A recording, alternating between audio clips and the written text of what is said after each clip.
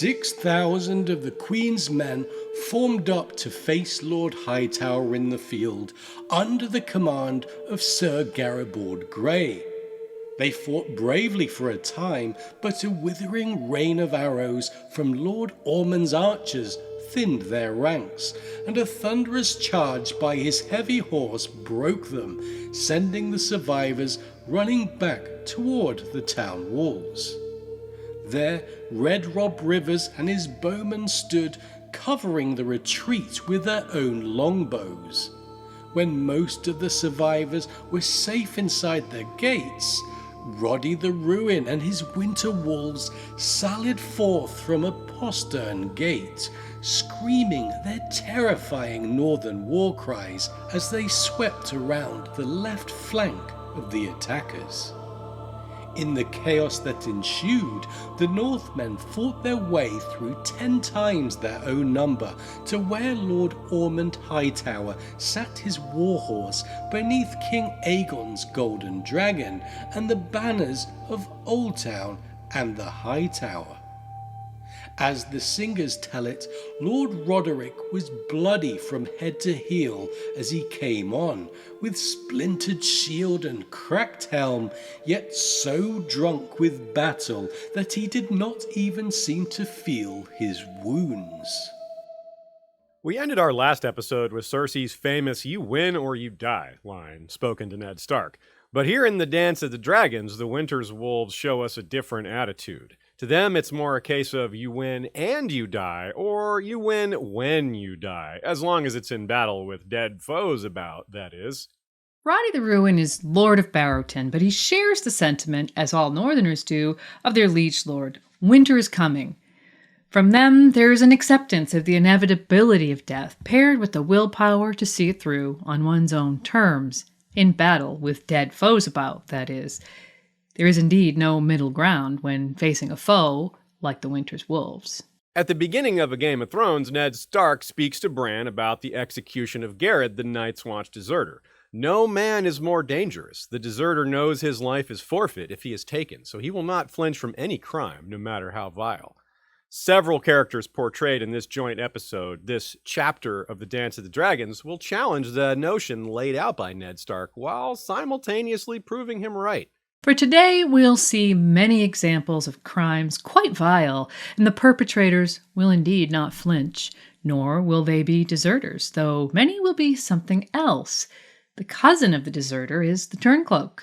A deserter fights for one side, only to leave. A turncloak fights for one side, only to switch. In this, we must also distinguish the turncloak from the traitor. For all turncloaks are traitors, but not all traitors are turncloaks. After all, both sides, black and green, consider the other side to be just that, traitors. But those who have fought for one side since the outbreak of war cannot be said to have turned their cloak.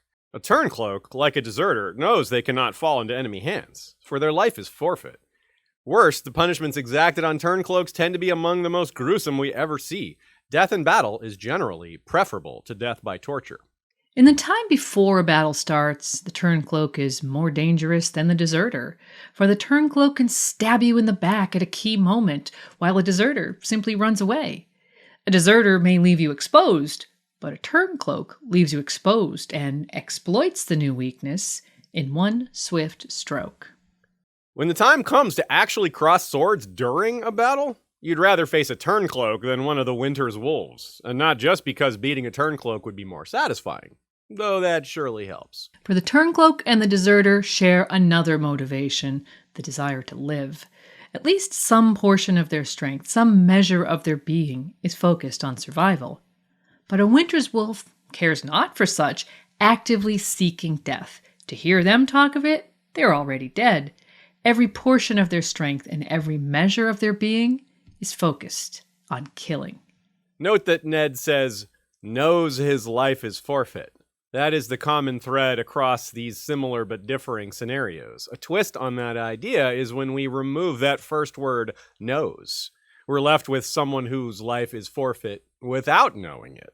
The proverbial dancer on thin ice. Instead of the determined, fatalistic courage of a warrior set on a valiant death, we have those who feature some combination of arrogance and inability to perceive danger to themselves and/or simple naivete. Though perhaps divorced from reality, a being who sincerely believes himself unkillable is just as dangerous as one who intentionally seeks death in battle.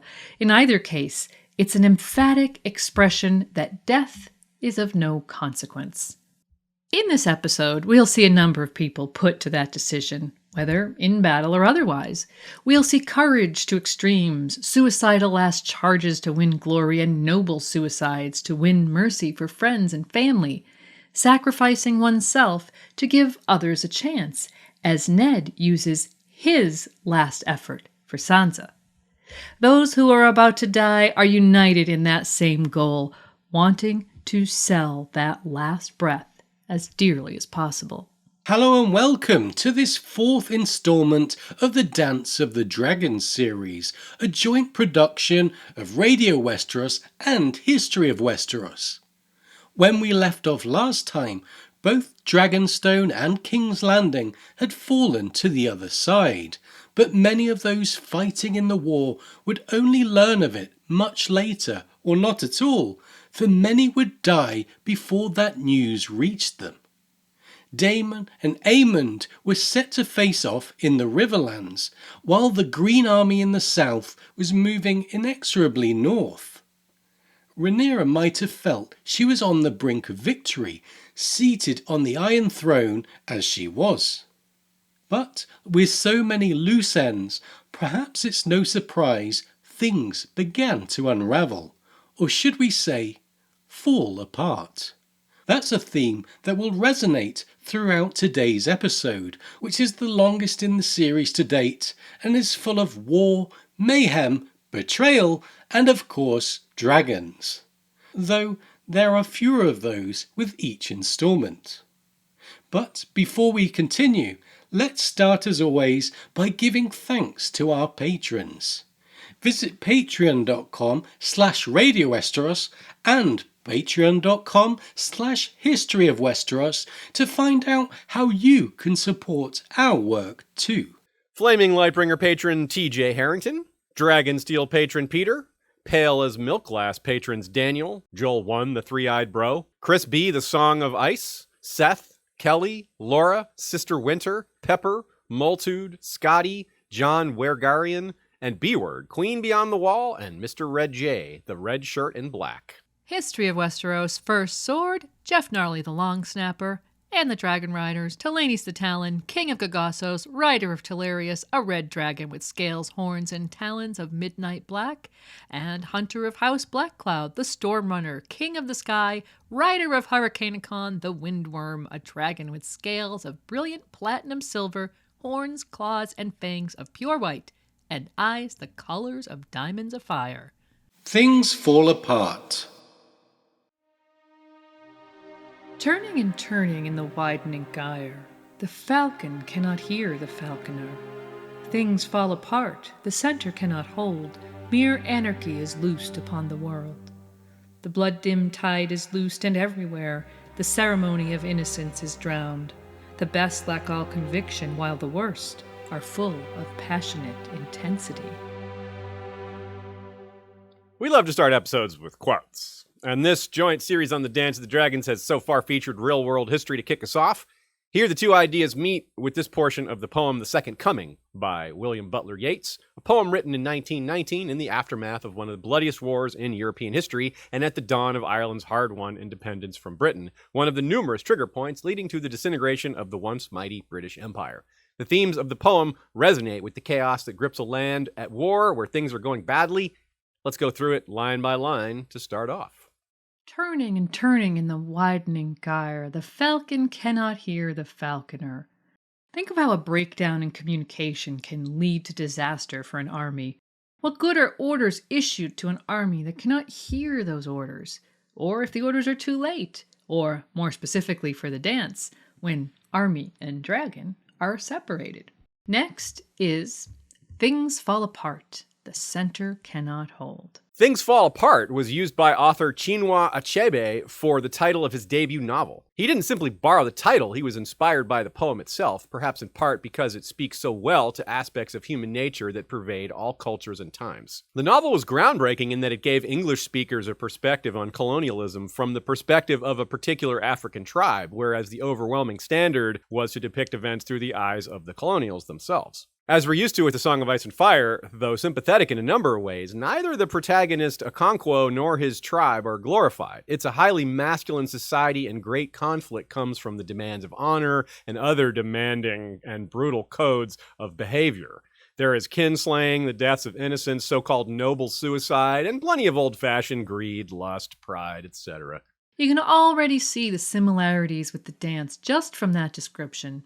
It's also, of all the lines, the one that means the most to us today. Things fall apart as bad decisions mount and the toll of battle mounts. The center cannot hold, the line says, and by the end of this episode, the continent will largely be divided by north and south. Yet, on either side of that center, even on their home halves, the falling apart will commence in earnest. Mere anarchy is loosed upon the world, the blood-dim tide is loosed, and everywhere the ceremony of innocence is drowned. The ceremony of innocence is drowned as so many civilians are caught between or conscripted into armies. Some will quite literally drown in the God's Eye or the Mander. Those captured and not drowned there and elsewhere will be told they are traitors for the sin of joining the side that conscripted them. In other words, they die for not fighting back against the impossible. The youngest of children, they who are the most innocent of all, will not be spared either. The lords of Westeros expect that every commoner behave as do the winter's wolves, to die in battle for the queen, or the king, to be as fierce as a mother in defense of their children, but not for their own children, rather for the queen's or the king's. The best lack all conviction, while the worst are full of passionate intensity. The crux of the issue is expressed here. The leadership present on both sides is self-serving. Virtue is a rarity in these times. If leaders are meant to set a standard of behavior, then that standard is low indeed. The worst people are in charge, making decisions both short-sighted and cruel. That they were never prepared by their ancestors to lead is magnified by the even greater need for quality leadership that comes during war. Even the gloriously loyal winter's wolves cannot help in the aftermath. That's for the survivors, not for those who die to ensure that there's an aftermath in the first place. Let's not forget that these events are in the past, relative to A Song of Ice and Fire, but not that far in the past. Cersei and others can say, you win or you die, because Rhaenyra and Aegon made sure that truth would be long remembered through their very demonstrative examples. Even the worst, most selfish people can have value to others in such a manner by teaching us what not to do. All eyes on the God's Eye. The Greens' plan to trap the forces of the Riverlords and Prince Daemon between them while converging on Harrenhal appeared to be proceeding well from their point of view. However, as good as it looked, we just told you that the theme of this episode is Things Fall Apart. Let that be a preview of how things are going to proceed. To start, the army the Greens are trying to trap won't even be there by the time they arrive. Sometimes when two armies converge on the same point with their enemies in between, it's called a pincer, named for the grabby claw thing that crabs have. Let's look at each half of the pincer in turn. When the lions fed the fish. In order to meet up at Harrenhal, the Western Pincer planned to march along the River Road. In a time of peace, it's faster to take the River Road almost all the way to just north of Harrenhal, but the road cuts northeast towards Riverrun and territory solidly for Queen Rhaenyra, so their plan was to leave the road near the Golden Tooth, striking straight east and crossing the Red Fork towards the God's Eye. They'd then turn north and march along the lake shore until reaching Harrenhal itself. In total, the armies led by Lord Jason Lannister had quite a bit farther to travel than Prince Aemond and Sir Criston, so it was already going to be a challenge to arrive near each other. Worse, from a timing perspective, they faced foes along the way, quite the opposite of what the Eastern Pincer faced, given that Prince Daemon's strategy was to simply let them pass unopposed and take Harrenhal. The first opposition the Western ones faced was at the crossing of the Red Fork, a place named for the impact of mud in the riverbed. But the color evokes blood, and blood describes our reader perspective associations with this place quite well.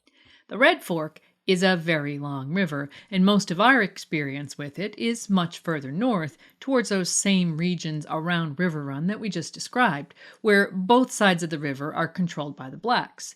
The area we're zooming in on now is close to the headwaters of the Red Fork, a region where the river marks the border between the West and the Riverlands. In Game of Thrones, this is about where the Mountain That Rides emerged to cross the Red Fork on Tywin's orders to pillage and destroy, only to disappear back across the river as quickly as he came. When Lord Beric Dondarrion pursued him, the mountain laid an ambush during the crossing, a vulnerable time for any sized army, and this one was fairly small. Soon it became less of an army and more of a brotherhood, without banners. Also, in A Game of Thrones, the first battle of the War of Five Kings occurred when Jaime emerged from the Golden Tooth with an army which the Lords Piper and Vance bravely resisted despite being greatly outnumbered. The Pipers and Vances of this era did the same. On the Red Fork, Lord Jason Lannister found himself facing the Lord of Pink Maiden, old Peter Piper, and the Lord of Wayfarer's Rest, Tristan Vance.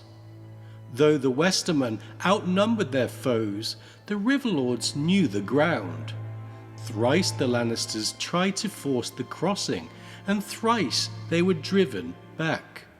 In the last attempt, Lord Jason was dealt a mortal wound at the hand of a grizzled squire, Pate of Longleaf.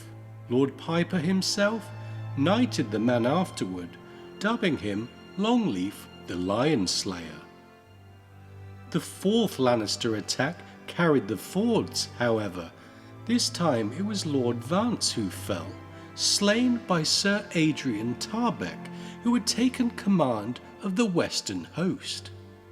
Tarbeck and 100 picked knights stripped off their heavy armour and swam the river upstream of the battle, then circled about to take Lord Vance's lines from the rear.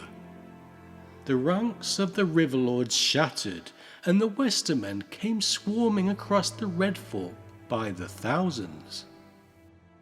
Here we find a reversal of the irony present in A Storm of Swords. In the Battle of the Stone Mill, Edmure successfully defends the fords of the Red Fork near River Run against Tywin's multiple attempts to cross, and Edmure considers it a great victory, only for that to backfire badly because King Robb wanted Tywin to cross as part of a greater plan to trap him. Likewise, the Westermen, under Tywin's ancestor Jason, will come to regret winning their way across the Red Fork, not to mention Lord Jason himself, as he lay dying from the wound given to him by Longleaf the Lion Slayer.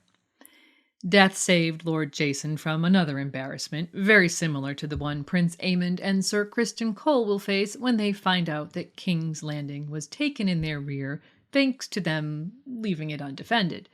Because as Lord Jason marched his armies across the Red Fork, the Red Kraken seized the opportunity to assault the now lightly defended West. The predation of Lord Dalton Greyjoy will be dealt with by us in detail later, but the bottom line was that they became too busy dancing with krakens to dance with dragons. Just like that, two of the great houses were almost entirely out of the picture. Except, of course, for the Western Army now led by Lord Tarbeck. Surely they'd have been frustrated to learn that their hard-won crossing had to be almost immediately abandoned due to Ironborn attacks, and would have rushed to defend their homes despite that. But they were unaware of the raids and continued towards the God's Eye. On their way, they faced more opposition. At Acorn Hall, the Westermen were checked briefly when Lord Joseph Smallwood sallied forth to join Lord Piper and the remnants of his defeated host, but Piper died in the battle that ensued. Felled when his heart burst at the sight of his favourite grandson's head upon a spear, Mushroom says, and Smallwood fell back inside his castle. A second battle followed 3 days later when the Rivermen regrouped under a hedge knight named Sir Harry Penny. This unlikely hero died soon after while slaying Adrian Tarbeck. Once more the Lannisters prevailed, cutting down the rivermen as they fled. With the western host resumed its march to Harrenhal, it was under the aged Lord Humphrey Lefford, who had suffered so many wounds that he commanded from a litter. First, Lord Jason dies, then Lord Tarbeck, and here we see Lord Lefford take command. If having a man with one foot in the grave at the head of an army seems ominous to you, well, you're on top of things. Indeed, the men of the West will follow him as he unknowingly puts his other foot in the grave as well. This because after all the hardships they've endured, after all the tough battles, they're going to run into this. At their head rode the Lord of Barrowtown, Roderick Dustin, a warrior so old and hoary, men called him Roddy the Ruin.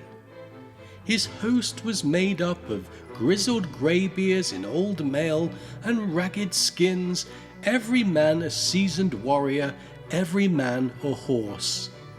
They called themselves the Winter Wolves.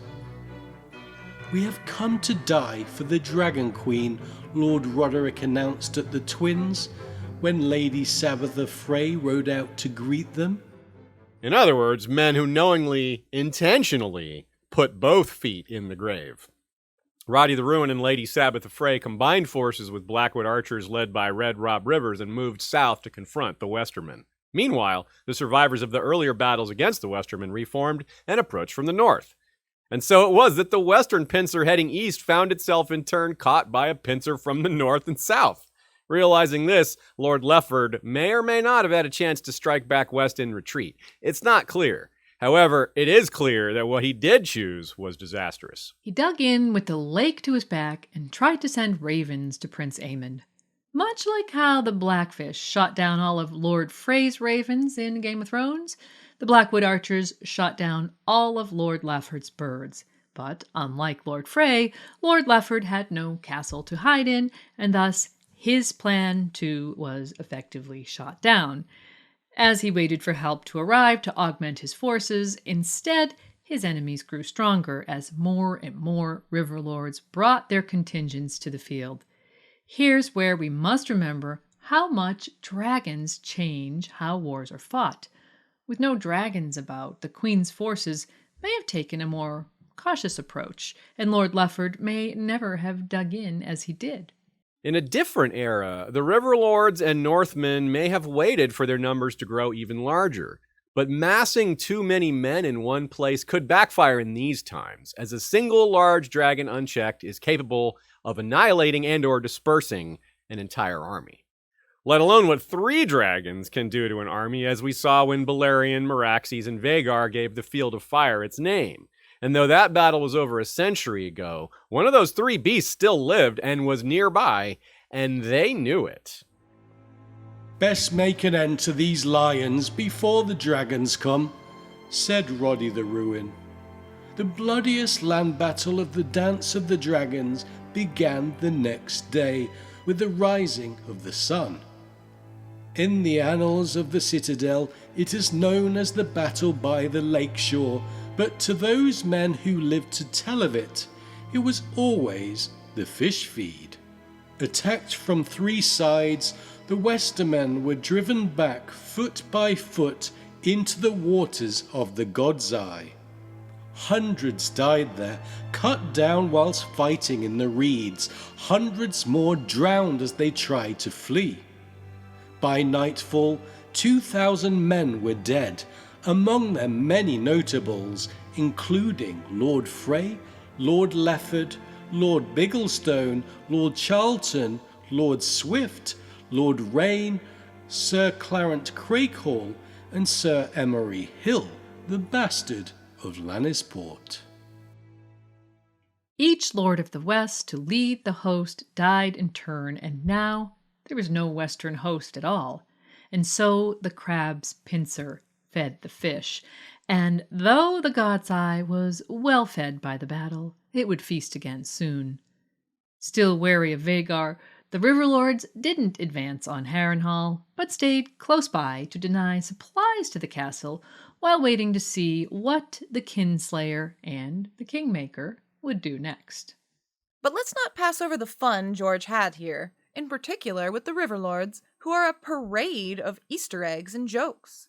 Peter Piper is not exactly a subtle reference, but Lord Hugo Vance, who took over after his father Tristan was slain in the battle at the Red Fork, could be considered such. His name is a reference to author Jack Vance, 3-time Hugo Award winner.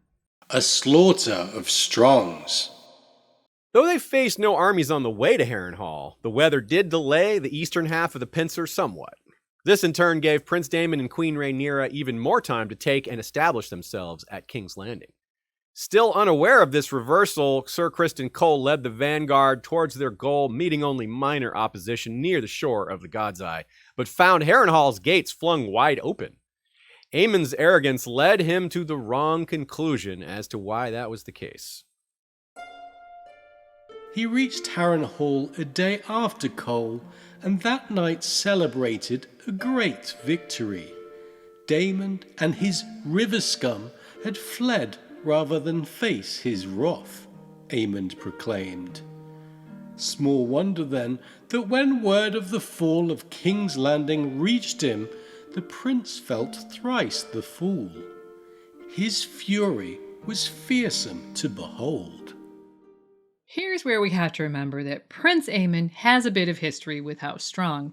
He was always the quickest to mock his nephews over their rumored parentage, even after their grandfather ordered an end to all such talk. Though he had already gotten revenge for the loss of his eye, Prince Aemon wasn't a man to call things even, especially when his temper was ablaze. Aemon cited the ease at which the Castellan Sir Simon Strong handed over the castle to Prince Daemon as evidence of collusion with the enemy. Never mind that Sir Simon didn't actually leave the doors open for Prince Daemon, but did for Prince Aemon. Never mind that Larry Strong himself is a key Green loyalist and architect of the coup and currently responsible for hiding the very badly wounded King Aegon, Aemon's own brother. None of this assuaged Aemon's anger. Sir Simon was forced into a trial by combat. The duel that followed was utterly one-sided. All the accounts agree. The prince cut the old man to pieces, then fed his corpse to Vhagar. Nor did Sir Simon's grandsons long outlive him. One by one, every man and boy with strong blood in his veins was dragged forth and put to death, until the heap made of their heads stood 3 feet tall. Thus did the flower of House Strong, an ancient line of noble warriors boasting descent from the first men, come to an ignoble end in the ward at Harrenhal. It's almost fitting then that the one person of strong blood he left alive, Alice Rivers, would change the course of the war, thanks in part to Aemond seemingly falling head over heels for her. Some insist that she ensorcelled him. How else could one explain him sparing her in light of his viciousness towards the rest of her blood? Accounts differ on her age, but she was apparently over 40 at the time. Thus, we have those who cite how unusual it is for a teenage male to not only choose a much older woman, but to ignore all other women in the process. Against that argument, we can point to the fact that if she could use sorcery to make a man fall for her, why didn't she use it on Prince Daemon when he held the castle? Too often magic is inserted to explain attraction that doesn't conform to expected standards, but the gossip cannot be entirely dismissed here. The evidence that Alice Rivers used magic to charm Aemon is entirely circumstantial, but the evidence that she used magic in general is pretty strong, pun intended. Either way, this is the sort of relationship that guarantees chatter, so let's not forget that Prince Aemon won the support of Storm's End in part by agreeing to marry a daughter of Lord Boros Baratheon. So one wonders what Lord Boros and his daughter thought of these tales. Their reaction isn't recorded, but perhaps we should take note of this. Lord Boros Baratheon called his banners and assembled near 6,000 men at Storm's End, with the avowed intent of marching on King's Landing, only to lead them south into the mountains instead. Well, connecting these two events is pure speculation on our part and should be viewed as such, since it's also possible that Lord Boros simply wanted to avoid a pitched battle with his vengeful cousin Rhaenyra and her dragon. But it could also be a little bit of both. I mean, Boros wouldn't be the first person to find multiple motivating factors for the same decision. Also, at the same time, one source in turn speculates that Sir Criston was also interested in Lady Alice Rivers and that he and Prince Aemon may have quarreled over her, although another source refutes this. What's more certain is that Prince Aemon was furious when he learned, in short succession, of all their recent losses. King's Landing, the Iron Throne itself, and the fish feed so close by. It must have been galling to know that he could have prevented the latter, if not all three, had he known in time. Not mentioned are the attacks on the west by Lord Greyjoy, but Aemon didn't exactly need more bad news. As it was, he nearly turned the proverbial into the literal by strangling the messenger, only to be stopped by Alice Rivers before he killed the hapless youth. Though I doubt she pointed it out to him, his and Sir Criston's errors led to their predicament. He had no one to strangle but himself, but he wasn't so graceful as that.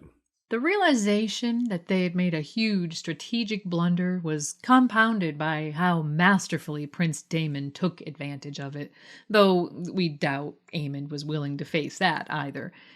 As a ruthless veteran of many wars, Daemon didn't leave Harrenhal in the condition he found it, though he didn't murder the inhabitants like Prince Aemon. He destroyed the surrounding countryside and villages so as to deny food to the Green armies. The people in those villages may have suffered more than the Strongs. Sir Criston pointed out that they couldn't remain there, that Prince Daemon had left the place untenable as a base of operations. He further pointed out that they had plenty of support in the south, and with Vhagar around, they could muster a large army without the aforementioned risk of dragons coming to take them out. Aemon's pride seems to have been in full fury, and as Stannis once told us, anger makes men stupid. Aemon was unwilling to make any sort of retreat, even a strategic one. Neither we nor Sir Criston see it as cowardly to regroup and attack anew. But in the face of things falling apart, Aemon was dead set on getting even via blood and fire without delay.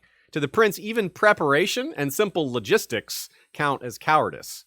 He actually wanted to attack King's Landing straight away, despite being outnumbered in both men and dragons. Sir Criston was able to talk him out of that rash plan, but he was still intent on immediate reprisal. It was within Aemon's power as regent to issue orders to Sir Criston, but instead they simply separated. Most likely because the course of action Aemon chose didn't require anyone else save his dragon, let alone an army.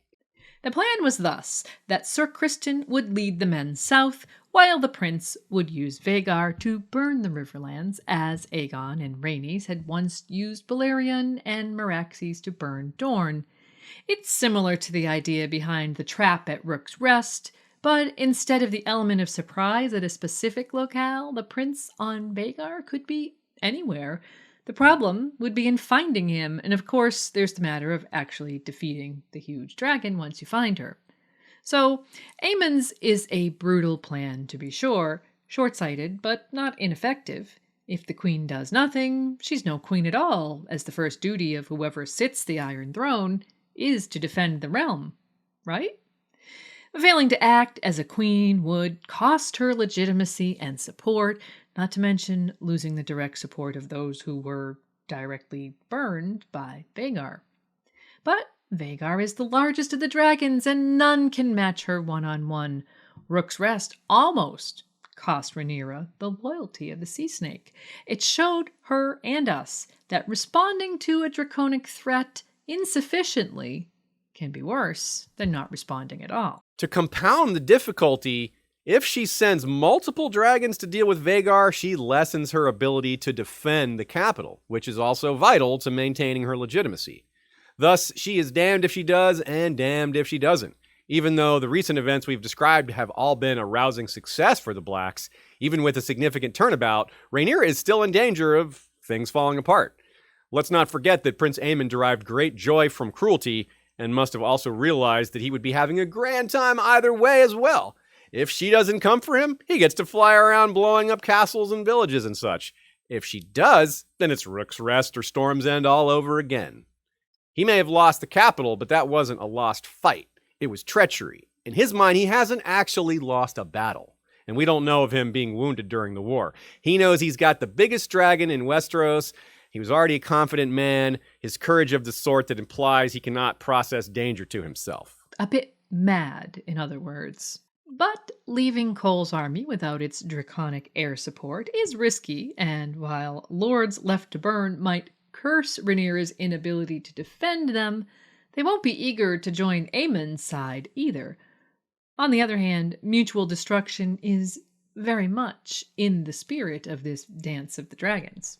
On the other hand, an utterly unscrupulous, cruel, confident foe invoking the old way while willing to sacrifice his own denotes a powerful parallel. Earlier, sources including the dwarf jester Mushroom told us that black-clad Aemond made a mound of the heads of House Strong, and as he flies off to burn the Riverlands like an aerial Ser Gregor, the mountain instead of a mound, we're also reminded of another most villainous and cruel of characters, one who also possesses a short temper. Clad head to heel in scale as dark as onyx, he sat upon a mound of blackened skulls as dwarfs capered round his feet and a forest burned behind him. Though Aemond may not be willing to kill his own full brothers like Euron Greyjoy, he's more than willing to kill his half-brothers and any other kin, especially when it comes to taking the throne. Aemon claimed Vhagar, and Euron well, that's another subject. For now, it's enough to point out that the life of Prince Aemond, with his single shining blue eye, has great potential as foreshadowing for the life of Euron Greyjoy, who also bears a single shining blue eye. As it is for Euron Greyjoy, the tale of Dalton Greyjoy, the Red Kraken, will be told by us elsewhere. There are enough threads to keep track of at once here during the Dance of the Dragons, and his story stands apart enough for us to discuss it separately. So we shall. To reach the reach. At this point, Rhaenyra controlled most of the northern half of Westeros. She had King's Landing, the Vale in the north were allies, and much of the Riverlands and Crownlands were under her control as well. Her enemies' armies had been decimated by the campaigns in the Riverlands, and 2 female members of the Green Targaryen branch were in custody. But Aemond was still free in the Riverlands with Vhagar, Aegon II was missing and so were his 2 children, and there was that pesky Hightower army in the Reach, accompanied by Prince Daeron the Daring and Tessarion, the Blue Queen. Things might have looked good for Rhaenyra, but they were far from perfect, and there remained a number of ways left for things to fall apart. The Greens were far from beaten, even those who found themselves in territory controlled by the Blacks. This included 2 Kingsguard knights in particular who tried to make their way south. One of them led an army, the other led a single prince in secret with an egg. That might make you think of Sir Duncan the Tall, and like him, this knight wishes to keep it secret that he's traveling with a Targaryen. But unlike Dunk, he's not 7 feet tall, and he has a really good chance of going unnoticed. While this one is incognito and not well remembered, the other is perhaps the most infamous knight in all of Westeros, his name known to all since over a decade before the war began, and still to this day. The Kingmaker meets his maker. Sir Criston Cole abandoned Harrenhal, striking south along the western shore of the God's Eye with 3,600 men behind him.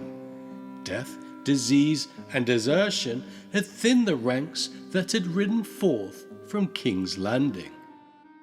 Though the plan to take Harrenhal was fraught with poor planning, Sir Criston was most certainly correct in thinking that he needed to get his army out of the Riverlands and link up with the greatest portion of the Green Strength down in the Reach. Prince Aemon's decisions have given Sir Criston little choice.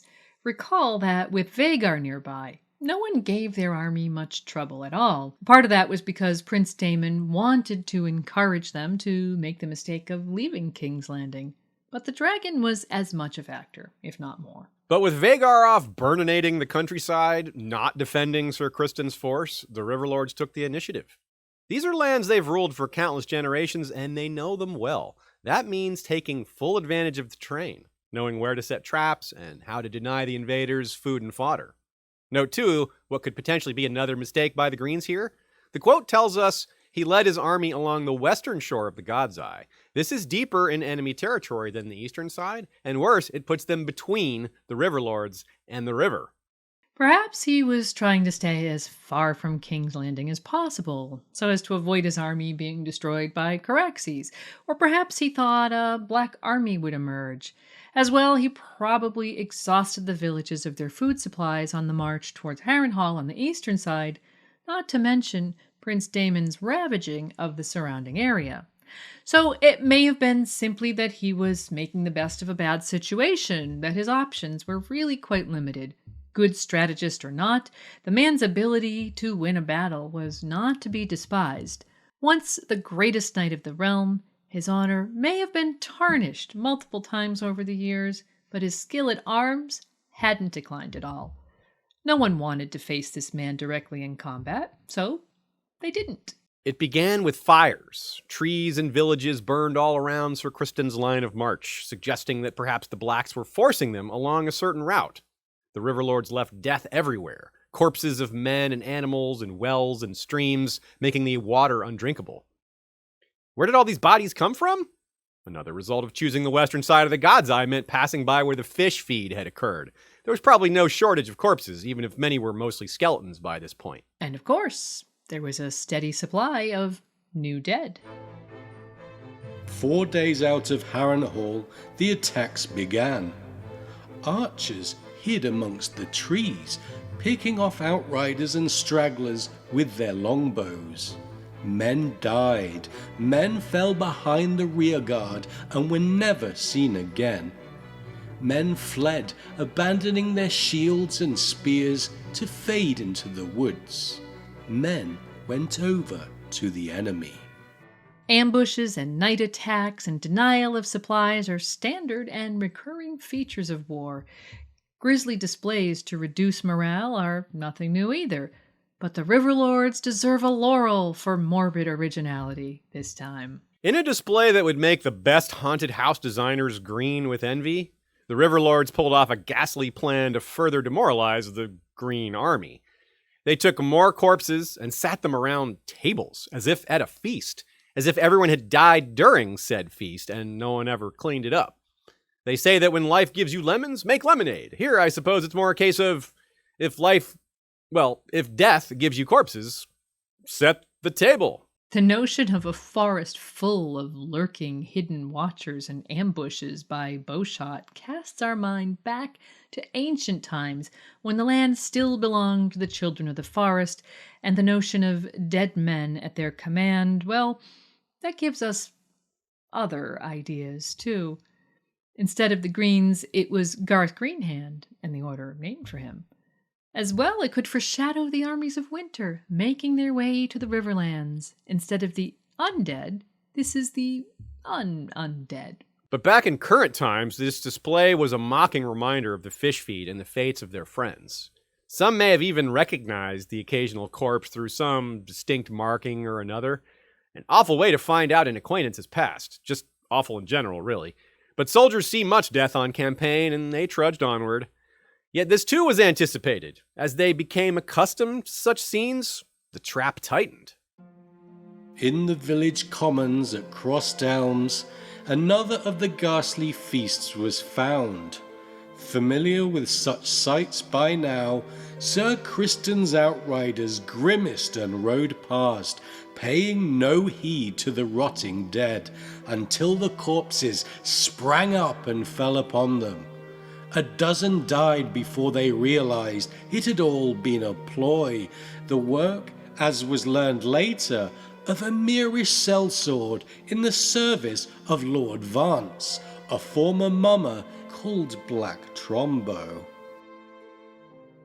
Black Trumbo's background brought an unexpected twist to the battlefield, and the gradual weakening of the Green Army set up the final act for one of the main characters on stage.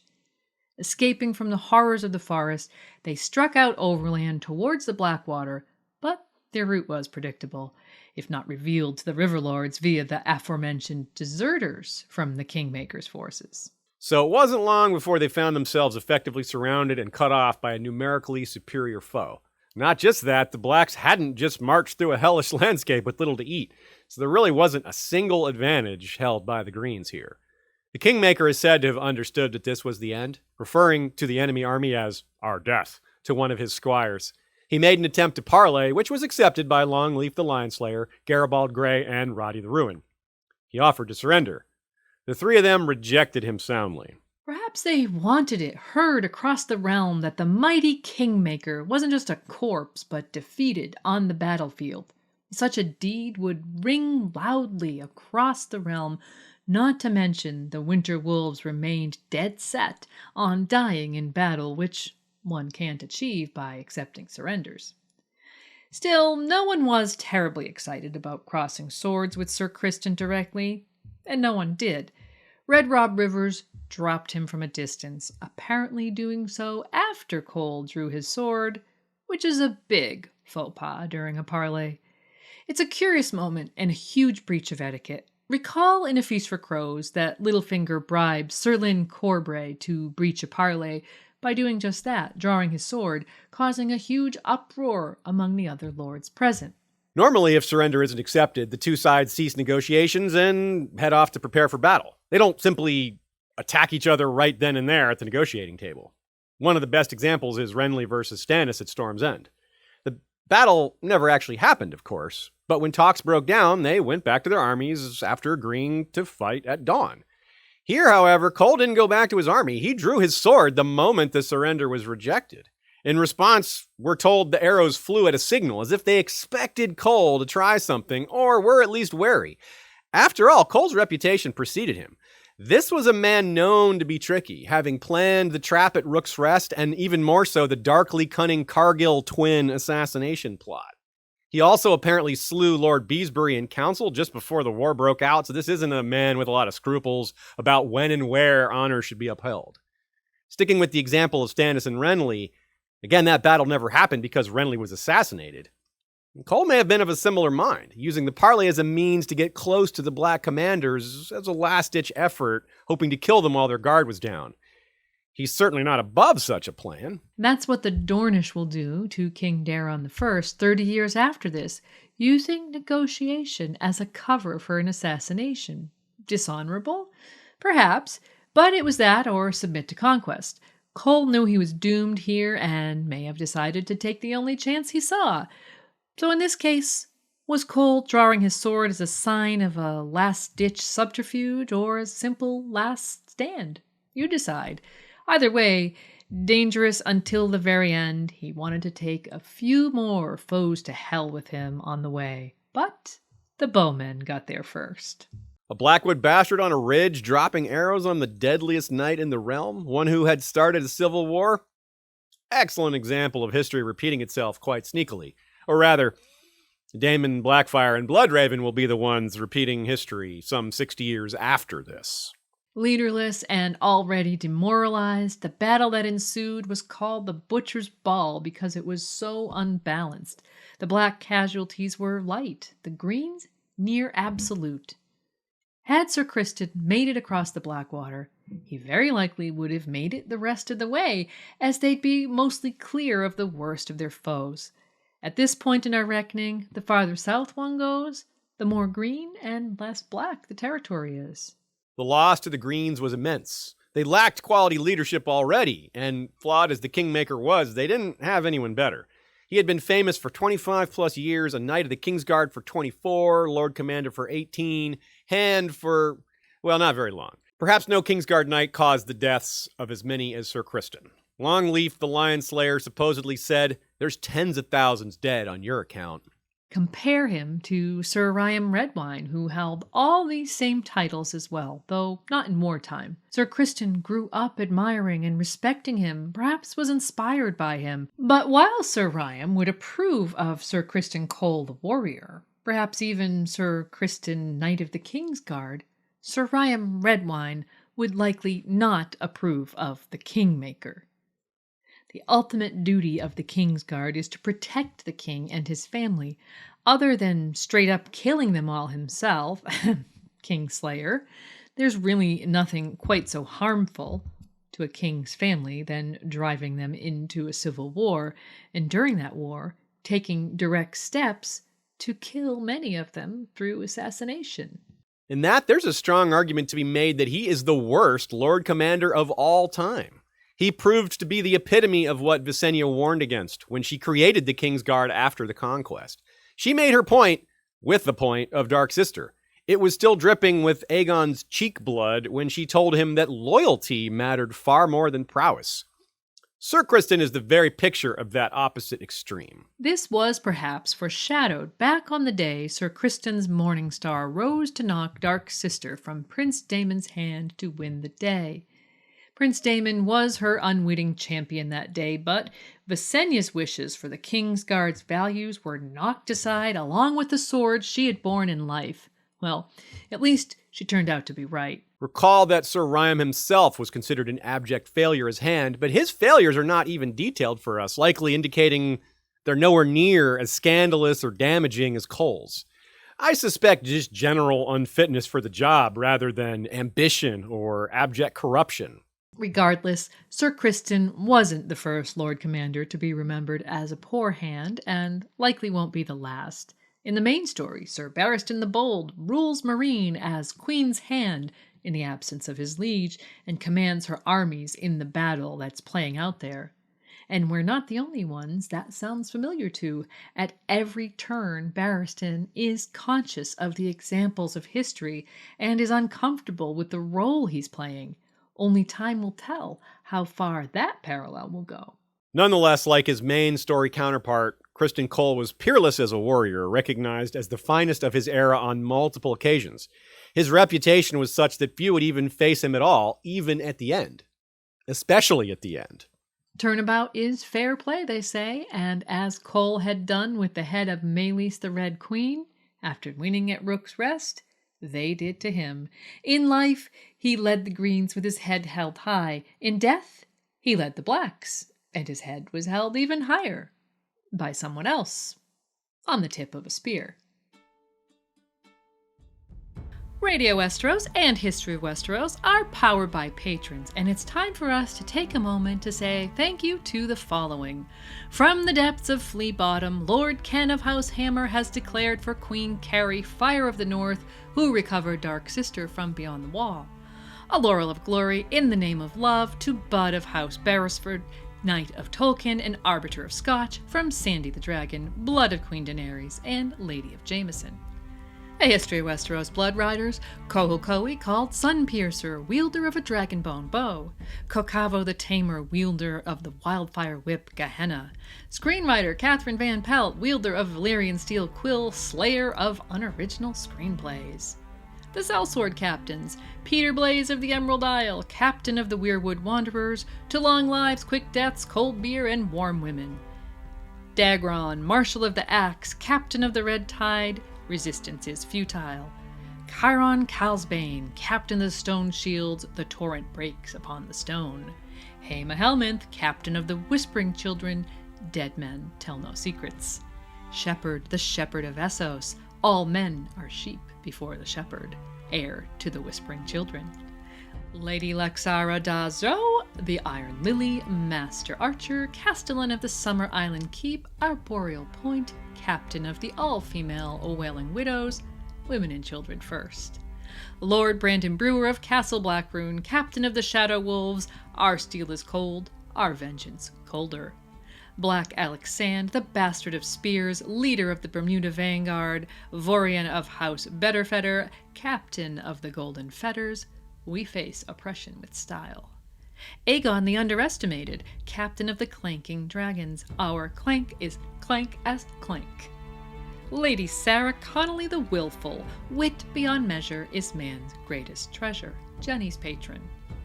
Radio Westeros Valyrian Steel patrons: Aerodo, Aileen, Akiva of House Hunt, Oxheart, Amber the Adamant, Anna, Hortense of Ashai, Blythe Spirit, Kabeth the Unfrozen, Christian, Margie the Mage, David, Dean, Dibbles and Bits, Drew, Ileana Targaryen, Sir Source Delica, James K., Lord Sosa and his faithful canine companion Theoden, Jill, Miss Jody, J.M., Herbert Westeros the Miskatonic Maester, Juna of House Aiko, Casey, screenwriter Catherine Van Pelt, Lady of the Frostfangs, Lady Silverwing, Infane Darius the Unspeakable Terror, Liam, Boss, the Sithorian, Sally, Tristis Lorien, Wild Child of the Wolfswood, Lord Tim the Shirtless, Master of 20 Questions, Protector of the Grill, W, Sword of the Evening, and Lady Direliz of Castle Naki, the Alpha Patron. The Roseroad has its thorn. If Sir Criston had survived the Riverlands, he wouldn't have been the only one trying to intersect with Lord Hightower's army via the road to Tumbleton. Other survivors of his army did make their way south, and others, with more cause to hide their identity, were also on the road. In particular, Aegon's family had to flee King's Landing. To increase their chances of reaching safety, the three Targaryens went in three different directions. Aegon north to Dragonstone, and Jaehaerys south to the Stormlands, while 2-year-old Maelor and his guardian Sir Rickard Thorne headed southwest, seeking the safety of the Reach, stronghold of green support.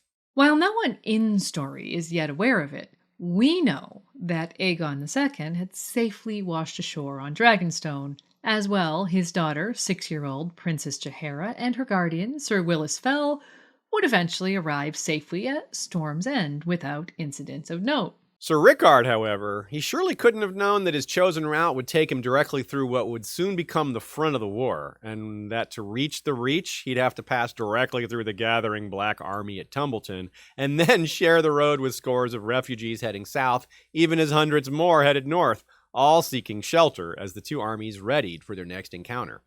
That flood of humanity would eventually sweep the infant prince and his protector into the town of Bitterbridge, where the northern and southern tides of refugees would collide. But for now, we turn our attention to Long Table in the Reach.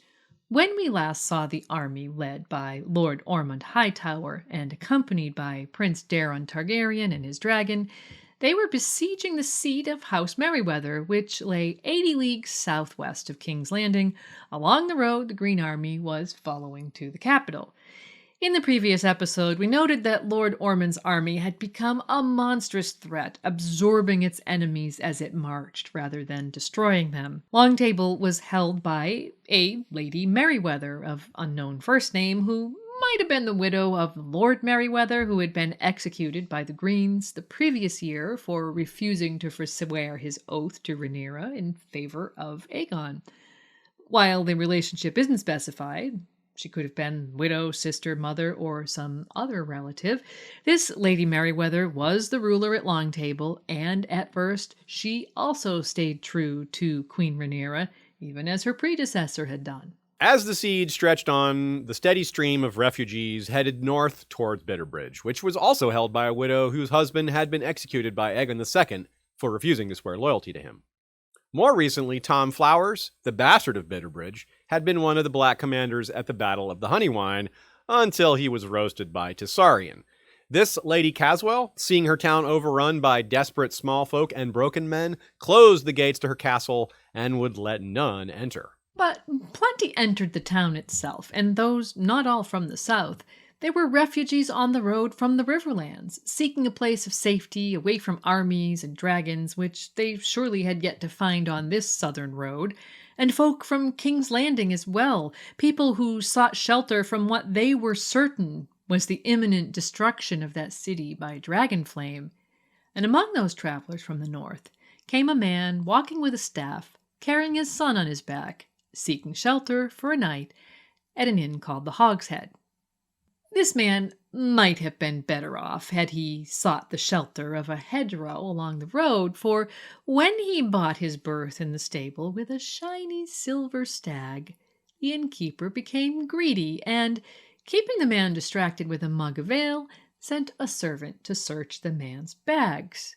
What the servant found not only sealed the fate of the town of Bitterbridge, but would become a deciding factor in the fate of Rhaenyra Targaryen as well. A priceless dragon egg hidden in a stable would cause quite a bit of excitement at the best of times, but a priceless dragon egg wrapped in what was obviously a Kingsguard cloak belonging to a man accompanied by a young boy in the midst of a city held by Rhaenyra's supporters did more than that. Realizing he had been recognized, the man, who was of course Sir Rickard Thorne of Aegon's Kingsguard, cut his way free of the crowd in the inn's common room and fled with his quote-unquote son, none other than, of course, the missing Prince Maelor, making his way to the bridge that gave the town its name, undoubtedly hoping to win free and join Lord Hightower's army not far away at Longtable. We'll never actually know what was in his mind, though, since he found the bridge heavily guarded and ultimately became trapped on its span between two groups of men. Sir Rickard fought valiantly but was brought down by a volley of crossbow bolts, and he fell, clutching the child he was trying to protect.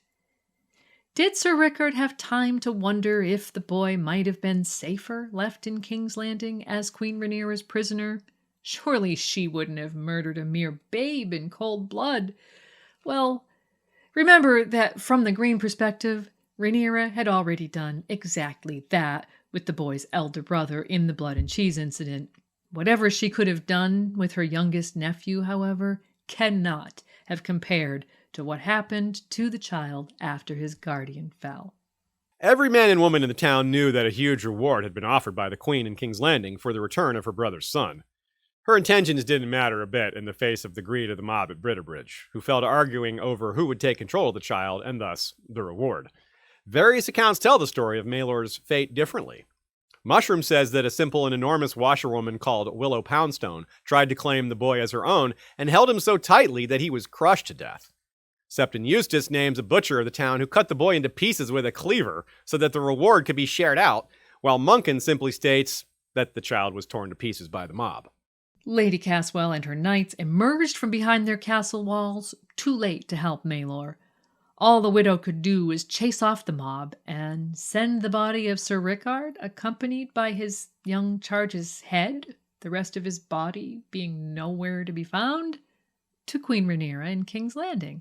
And she also recovered Maelor's egg and sent that to Lord Hightower at Longtable, perhaps thinking that she could buy herself some favor from the Greens following the vicious debacle that she was sure would lead to the gods cursing her town. She couldn't have been more wrong about the former, although she was pretty right about the latter. And, in fact, she actually might have done better to send the egg to Rhaenyra as well and refrain from drawing the attention of the army at Longtable. Another thing we cannot know is whether the situation in Bitterbridge prompted the surrender of Longtable. Did Prince Daeron, frustrated with the siege, threaten to unleash Tessarion if Lady Merryweather didn't open her gates? Maybe. Whatever the reason, she did indeed choose this time to open the gates and was treated mercifully by Lord Hightower, though he stripped every resource he could from the town to feed his hungry army, and then they marched on Bitterbridge. When Lady Caswell requested the same terms that had been given to Lady Merryweather, it was Prince Daeron who gave the reply. "You shall receive the same terms you gave my nephew Maelor." The sack of Bitterbridge began. The entire town was burned and its population put to the sword. When a resigned Lady Caswell opened her castle gates, all she could do was plead for mercy for her children before hanging herself from the gatehouse to avoid the inevitable. Daeron and Tessarion's vengeance was a terrible thing, and every person in the town, with the exception of those young Caswell children, was killed. With Bitterbridge burned and Maelor avenged, the Green Army continued its march towards King's Landing, headed for a small but prosperous market town at the headwaters of the Mander, a place where the war seemed to be converging. Showdown at Tumbleton. Tumbleton lies some 50 leagues southwest of King's Landing and was the last fortified castle between Lord Hightower's army and the city. Back in King's Landing, Rhaenyra and her council had decided to send 2 dragon riders, the Seeds, Hugh Hammer and Ulf the White, riding Vermithor and Silverwing respectively, to aid in the defense of Tumbleton and slow the advance of the Green Army. That army now numbered more than 20,000, and they were of course accompanied by Daeron and Tessarion. Against that, the defenders at Tumbleton numbered somewhere between 6,000 and 12,000. Let's take an average and call it 9, as Gildane does. As for who the defenders were, we'll also take Gildane's word for it. On the headwaters of the mighty Mander stood Tumbleton, a thriving market town and the seat of House Footley. The castle overlooking the town was stout but small, garrisoned by no more than 40 men, but thousands more had come up river from Bitterbridge, Longtable, and farther south.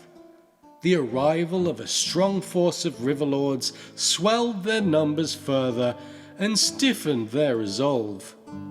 Fresh from their victory at the Butcher's Ball came Sir Garibald Grey and Longleaf the Lion Slayer, with the head of Sir Criston Cole upon a spear, Red Rob Rivers and his archers, the last of the Winter Wolves, and a score of landed knights and petty lords whose lands lay along the banks of the Blackwater, amongst them such men of note as Mosslander of yore, Sir Garrick Hall of Middleton, Sir Merrill the Bold, and Lord Owain Burney. As noteworthy as some of those names might be, outnumbered by at least 2 to 1, and against a fire-breathing dragon, they stood little chance, and so the arrival of Hugh Hammer and Ulf the White with their dragons must have seemed like salvation. Vermithor and Silverwing were the oldest of the remaining dragons of House Targaryen, excepting only Aemon's Vhagar and possibly Daemon's Caraxes, both away in the Riverlands. Formerly ridden by King Jaehaerys I and his wife Queen Alysanne, the two of them could certainly have made swift work of Daeron and Tessarion, as they had been ordered by Rhaenyra to bring a new field of fire to the Green Army. It was set in a way that one might expect a close battle. One side had a lot more men, but the other had fortifications and 2 dragons instead of 1. But these balancing factors were quickly reversed. Prior to the battle, men working for the Greens had infiltrated the bands of refugees fleeing the war, some of whom got inside Tumbleton, at first appearing to fight for the Blacks. At the opportune moment, they worked to stab defenders in the back and open the gates for their allies on the outside. Even this could have been overcome, perhaps. But when 2 dragons versus 1 became 3 versus none, it became a massacre. With Vermithor and Silverwing joining Tessarion instead of opposing her, Tumbleton went up in flame. Shops, homes, septs, people, all. Men fell burning from gatehouse and battlements, or stumbled shrieking through the streets like so many living torches. Outside the walls, Prince Daeron swooped down on Tessarion. Pate of Longleaf was unhorsed and trampled.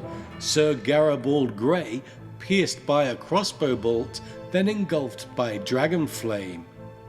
The 2 betrayers scourged the town with whips of flame from one end to the other.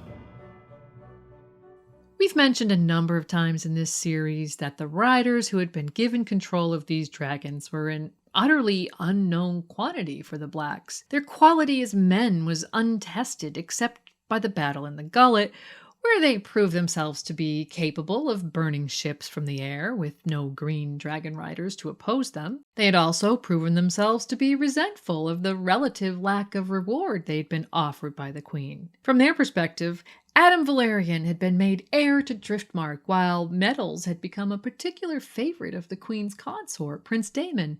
Hugh and Ulf had been knighted and granted small tracts of land, Rhaenyra refusing on 2 occasions to offer them larger, more attractive rewards. And so, while the Maesters may be accurate in saying we'll never know exactly why the 2 dragon riders made the decisions they did, we could never say that what became known as the treasons of Tumbleton was a surprise.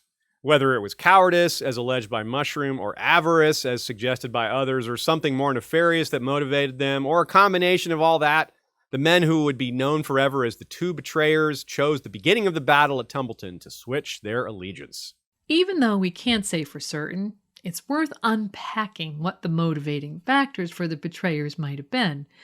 Mushroom, as we said, alleged cowardice and the prospect of facing not just Tessarion, but potentially Aemond and Vhagar may have induced just enough terror in the two dragon riders to lead to their betrayal, especially when considering the Black Army was outnumbered by as much as 2 or 3 to 1.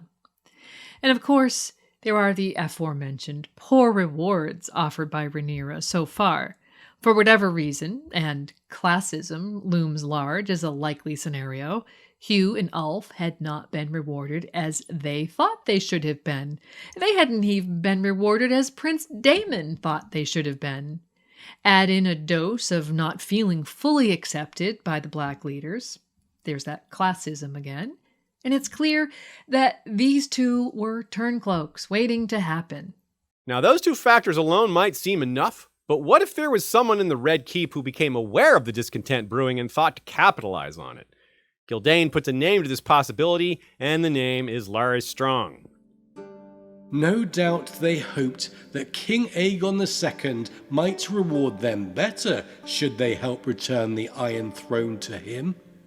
It might even be that certain promises were made to them in this regard, possibly through Lord Larys the Clubfoot or one of his agents, though this remains unproven and unprovable. Indeed, the masterly accounts of the battle simply recount the events, doing little to describe strategy or planning, let alone the sort of subterfuge the Master of Whisperers was capable of. Though we don't know the exact details, surely there were plans in place on both sides. Hindsight, as they say, is 20/20. And with the benefit of hindsight, we can see numerous pieces being moved into place to influence the outcome of the battle destined to take place at Tumbleton. From the betrayers to the men who infiltrated the Black Army from both north and south, a pattern emerges. But to the Black commanders on the ground, no such conclusion would be reached. Quite the opposite. As we've said, the arrival of Hugh and Ulf most likely led to a certain degree of confidence that they almost certainly hadn't felt previously. The Blacks had taken the field in front of Tumbleton in advance of the Greens' arrival, perhaps hoping to draw them close and packed tightly where the dragons could do maximum damage. As the Green army pressed, the Blacks gave way and retreated for the gates. Now, this too could have been part of the plan, as the walls were well covered by Red Rob River's bowmen, and the Greens found themselves under heavy fire. Drawing the Reachmen into bow range makes a certain sense, perhaps even more so when you have the best archer in the realm on your side. He may have been capable of shooting down a dragon rider if he got the chance, but he wouldn't. The Greens likely knew of Red Rob River's presence, but they surely knew that Vermithor and Silverwing were present. It's not the sort of thing that you can easily conceal.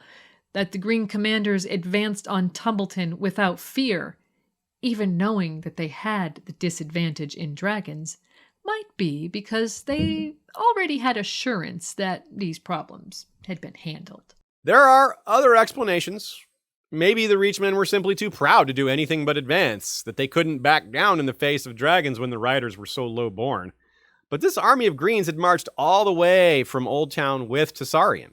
Last episode, we detailed the value of the Blue Queen to them, that they learned in detail how useful she was not just in battle, but as a scout and in terrifying men and horses from a distance.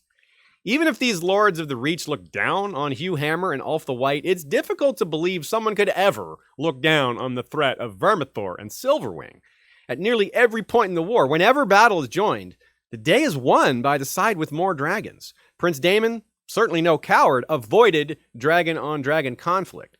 Criston Cole repeatedly cited the number of dragons as a prime factor when considering how to proceed with the campaign.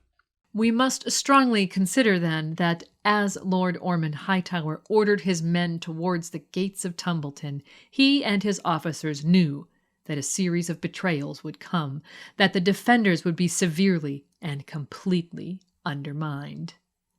Why storm the walls when you know someone's going to open the door for you? Why risk being shot by an archer on the walls when you know someone is about to stab them in the back or fry them to a crisp? They knew everything was well in hand, or was about to be. but they surely didn't know winter was coming. Winter's wolves, that is. The last ride of the Winter's Wolves is the moment we quoted at the start of the episode, and one of the most memorable of the entire war.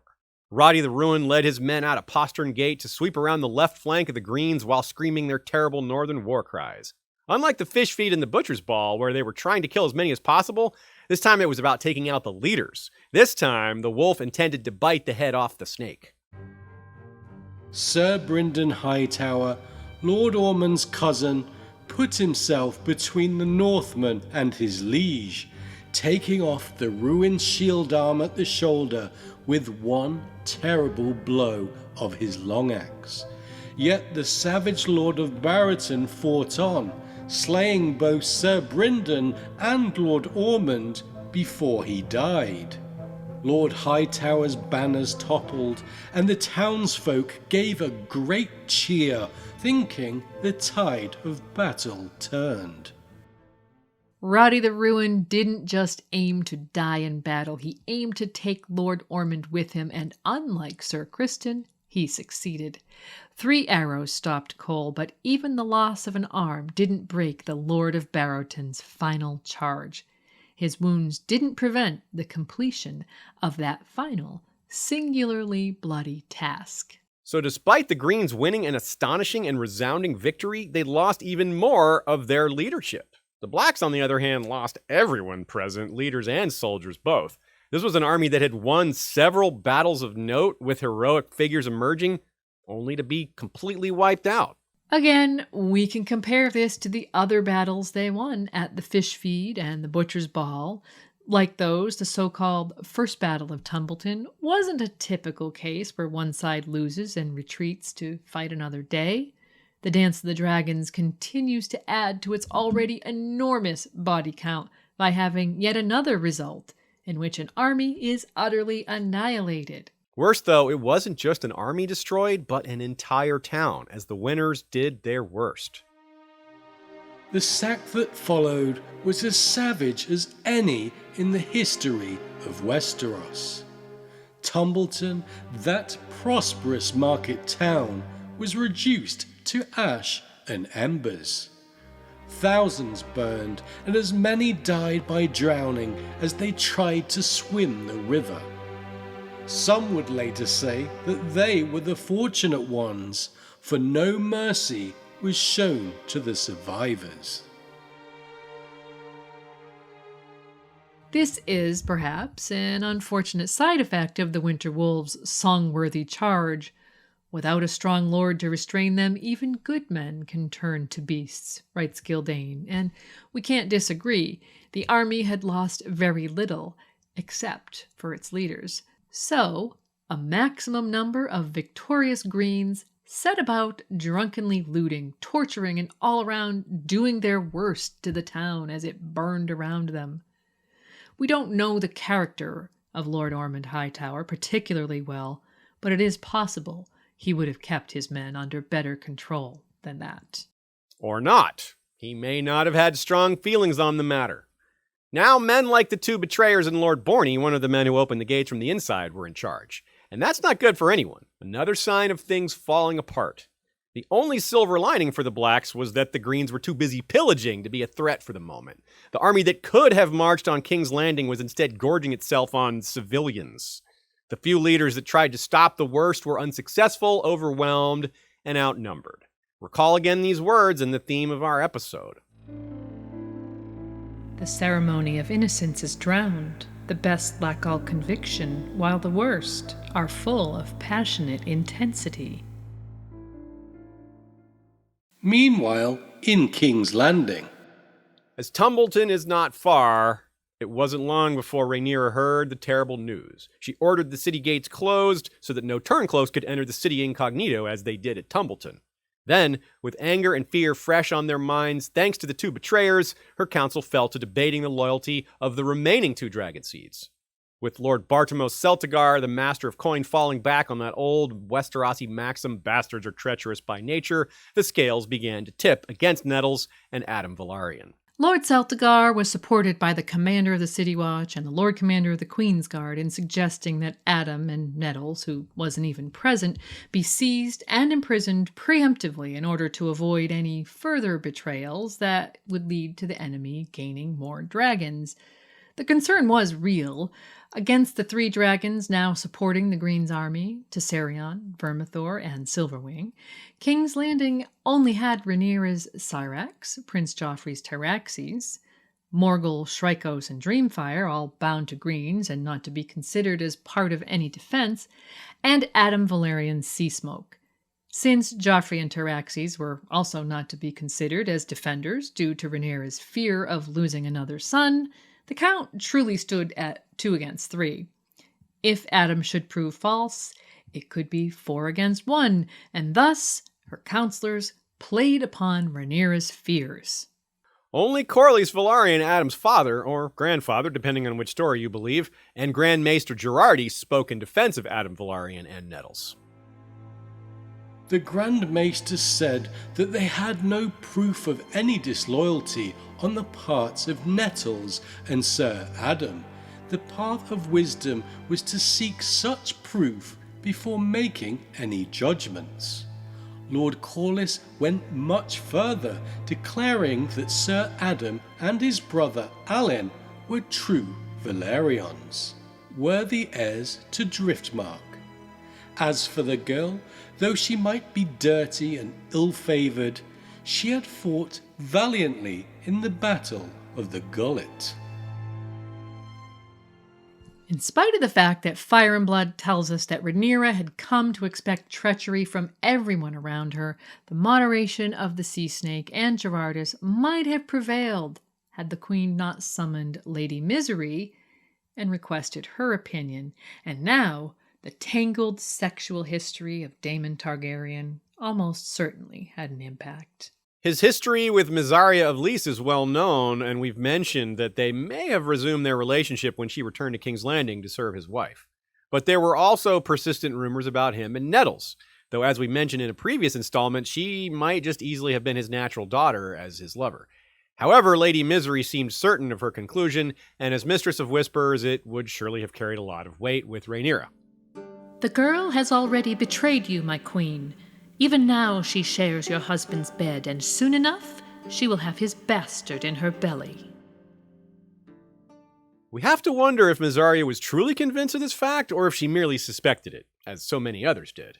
And if so, whether she had truly resumed her relationship with Daemon and so viewed Nettles as a rival, or whether she had not, and in effect jealously viewed Nettles as the cause.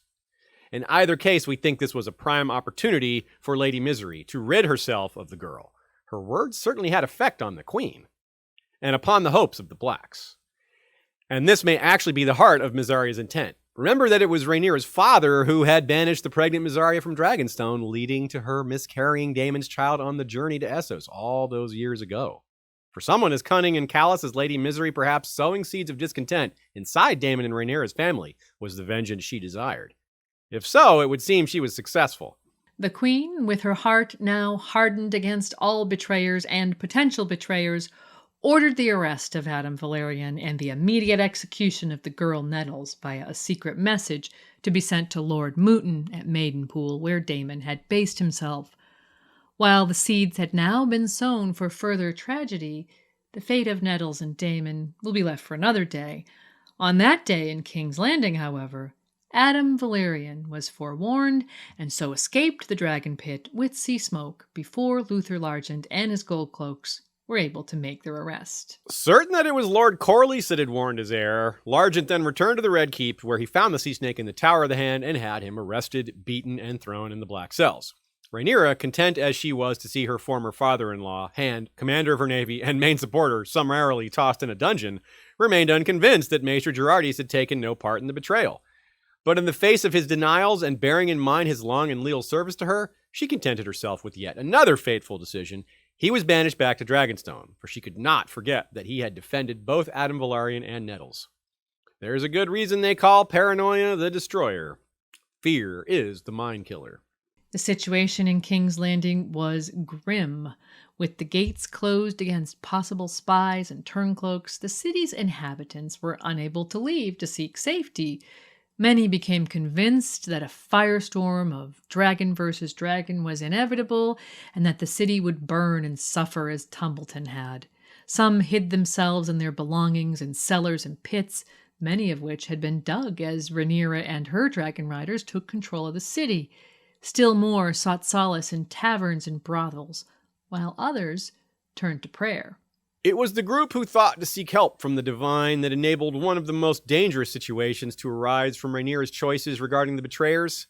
An itinerant brother, perhaps one of the outlawed poor fellows, or perhaps a common criminal with a great sense of timing, began preaching in the streets of King's Landing in the days following the departure of Adam Velaryon and arrest of the Sea Snake.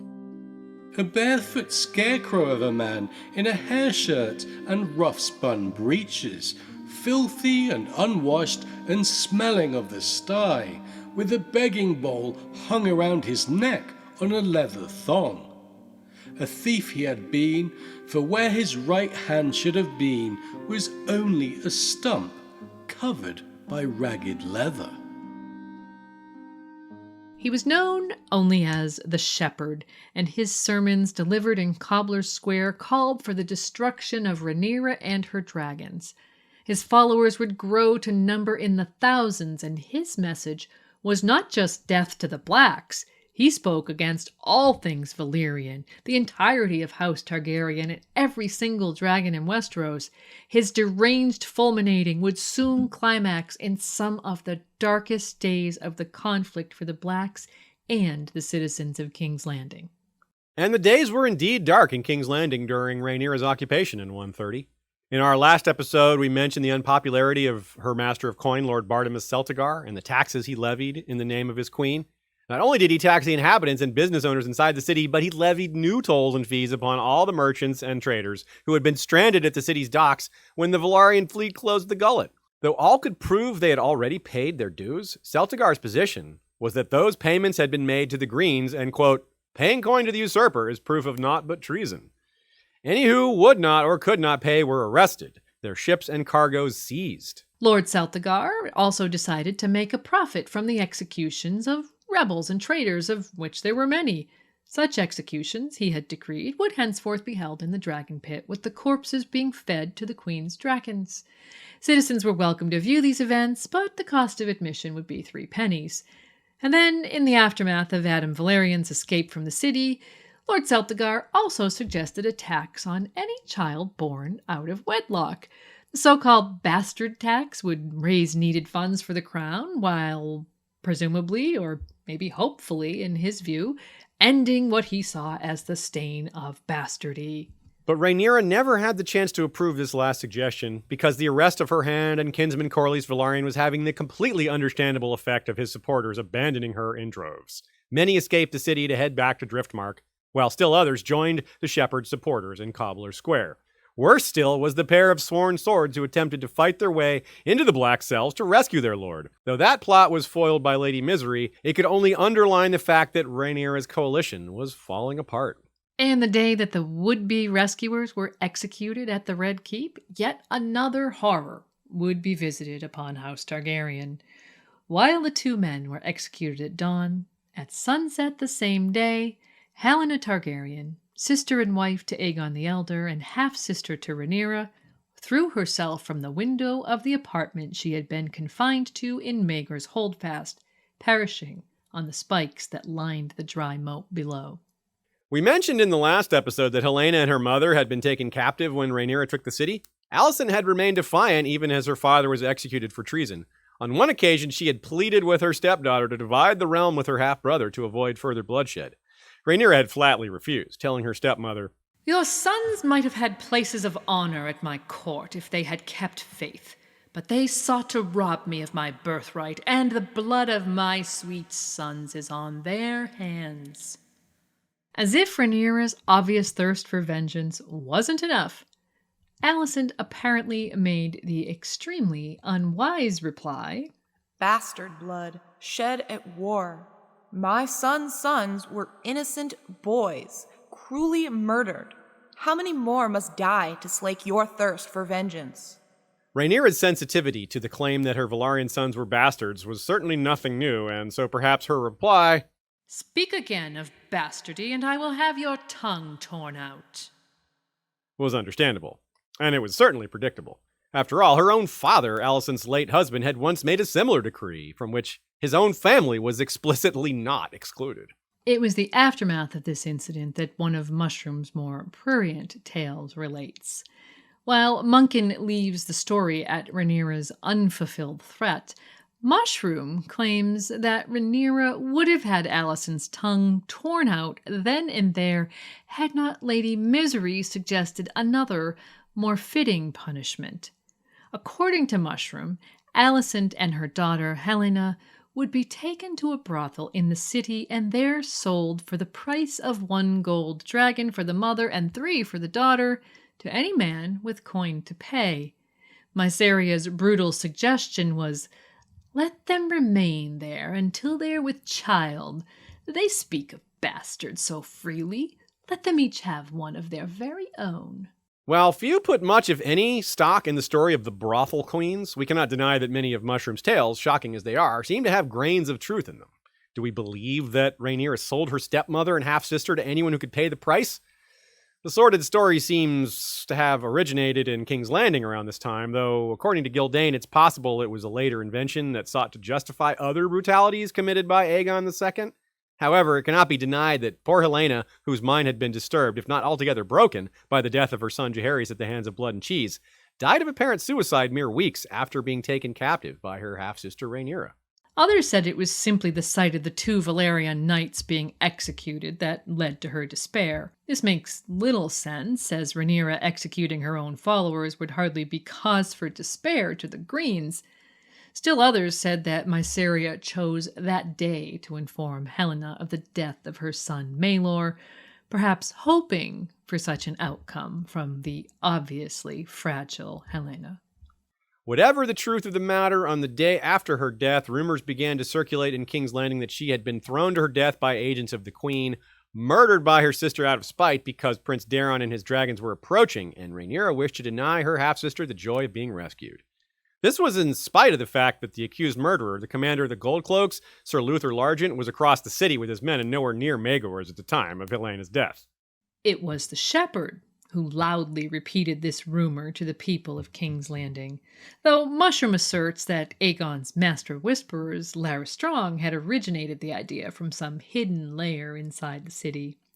Wherever and however the rumor started, by the end of the day of Helena's death, the city, quote, rose in bloody riot. The Bloody Riot.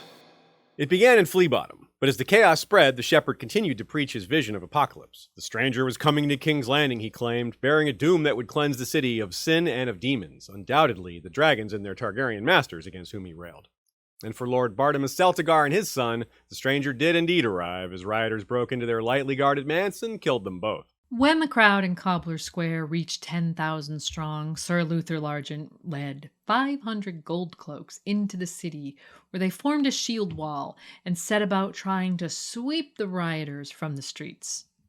Heavily armed they may have been, 500 men couldn't stand long against 10,000, and before too long the rioters broke the wall and overwhelmed them, even dragging the enormous Luther Largent from his horse, and, in shades of the future fate of Sir Aaron Santigar and the Bread Riot of 299, his head was bashed in with a rock, leaving his corpse recognizable only by its size. As that night wore on, in various parts of the city, the disaffected citizens declared new lords and kings. A man called Wat the Tanner, who had helped murder Lord Celtigar, declared an end to all taxes, while a group of sex workers in the Street of Silk declared a new king in a 4-year-old boy called Gaiman, whom they claimed was a bastard son of Aegon II.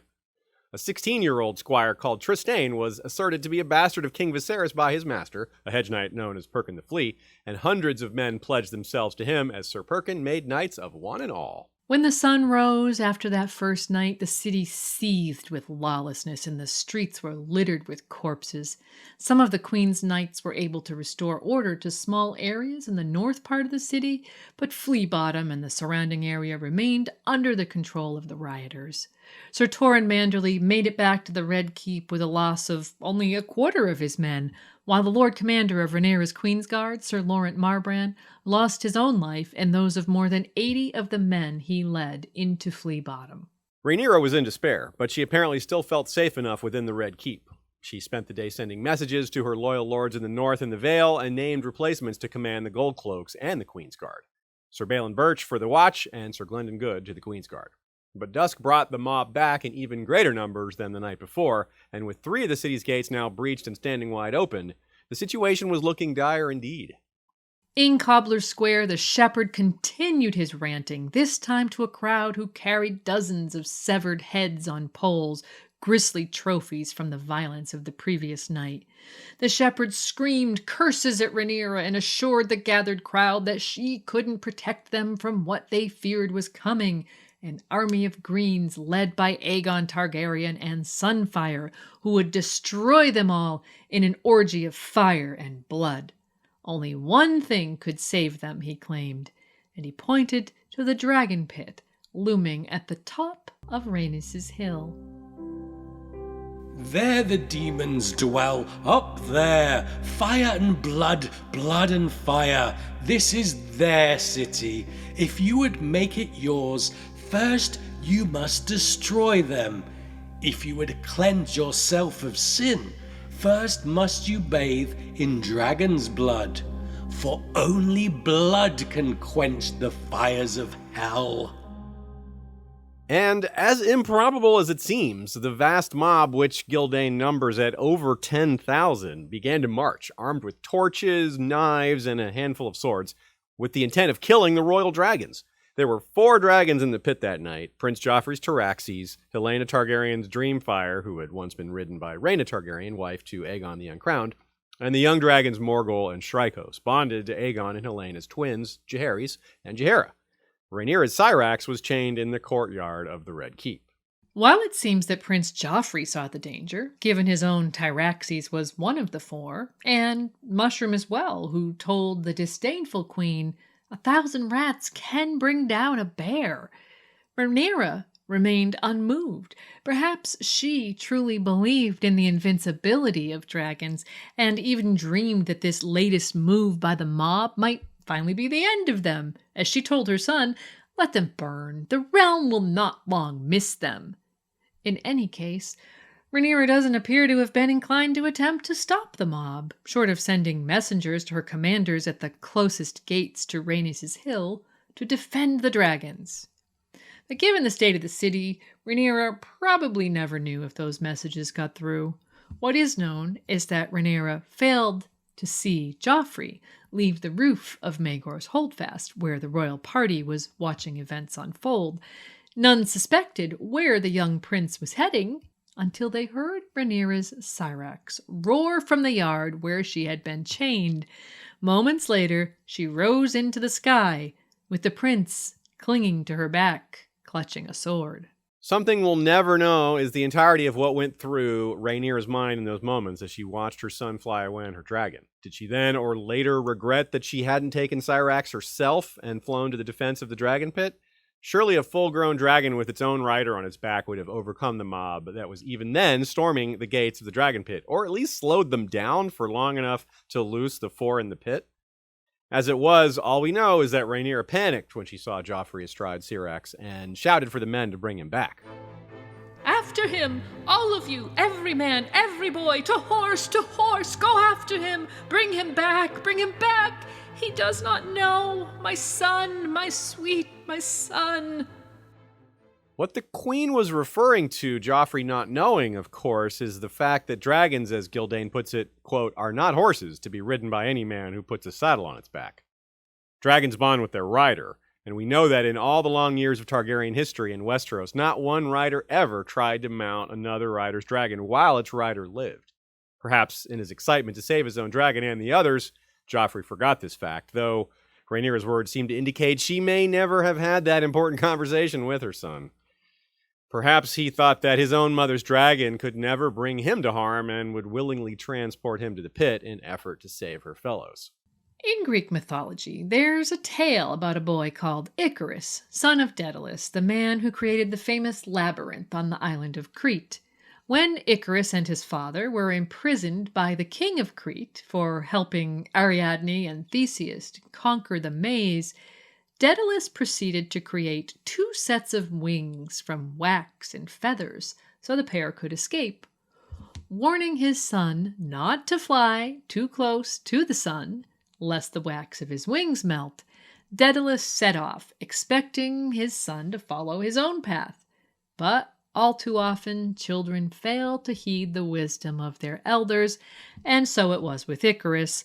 Caught up in the joy of flight, he flew too close to the sun, his wings melted away, and he plunged into the sea and died. And so, even as a small group of men hurried to obey the queen and rode into the city in a vain effort to retrieve the prince as his mother commanded, Joffrey and Syrax hurtled through the sky above. We say vain, of course, because by this time Joffrey was 200 feet in the air and under assault by spears and arrows and whatever missiles the mob could hurl at the Yellow Dragon. As Syrax twisted and turned beneath him, trying to both rid herself of the unfamiliar rider and avoid the missiles, Joffrey slid from her back and plunged to earth, a Westerosi Icarus, doomed by a sun-yellow dragon, a boy who should definitely have listened to his elders. Joffrey Valerian did not, as Icarus did, fall into the sea. His fate was far less kind. He fell into the city, straight into Flea Bottom and the dark heart of the violence. As Rhaenyra's heir, the last of her Valerian sons, plummeted to earth, his body was broken by roofs, roof slates, and perhaps his own sword, before finally coming to rest in an alley of Flea Bottom. It may be that a candlemaker's daughter did indeed cradle him as he breathed his last, and perhaps his final words were, "Mother, forgive me." But we can't know this for certain. What is known is that the mob soon began to desecrate his body and steal whatever he had of value on his person, much as they had done to all of their other victims. And now the story of the men who heeded Rhaenyra's plea to go after her son and save him played out. Known to history as the 7 who rode, it was actually a company of 41 who fought their way across the city to retrieve their fallen prince. Gildane identifies them. Sir Medric Manderley, the heir to White Harbour, Sir Loreth Lansdale and Sir Harold Dark, Knights of the Queen's Guard, Sir Harmon of the Reeds, called Ironbanger, Sir Giles Ironwood, an exiled knight from Dawn, Sir Willem Royce, armed with the famed Valyrian sword Lamentation, and Sir Glendon Good, Lord Commander of the Queen's Guard. 6 squires, 8 gold cloaks, and 20 men-at-arms rode with the 7 champions as well, but their names, alas, have not come down to us. Though the company eventually did win possession of the prince's body, 3 of them would fall in the fighting. The Dornish knight Giles Ironwood, Sir William Royce, whose famous sword disappeared that day never to be seen again, and Sir Glendon Good of the Kingsguard, Lord Commander for only a day before he was torn apart by the angry mob. As horrific as this scene in Flea Bottom was, nothing that happened that day can compare to what was playing out at the Dragon Pit. While some gold cloaks did attempt to reach Rhaenys' Hill to aid the Dragon Keepers in protecting the pit, the crowd was simply too large.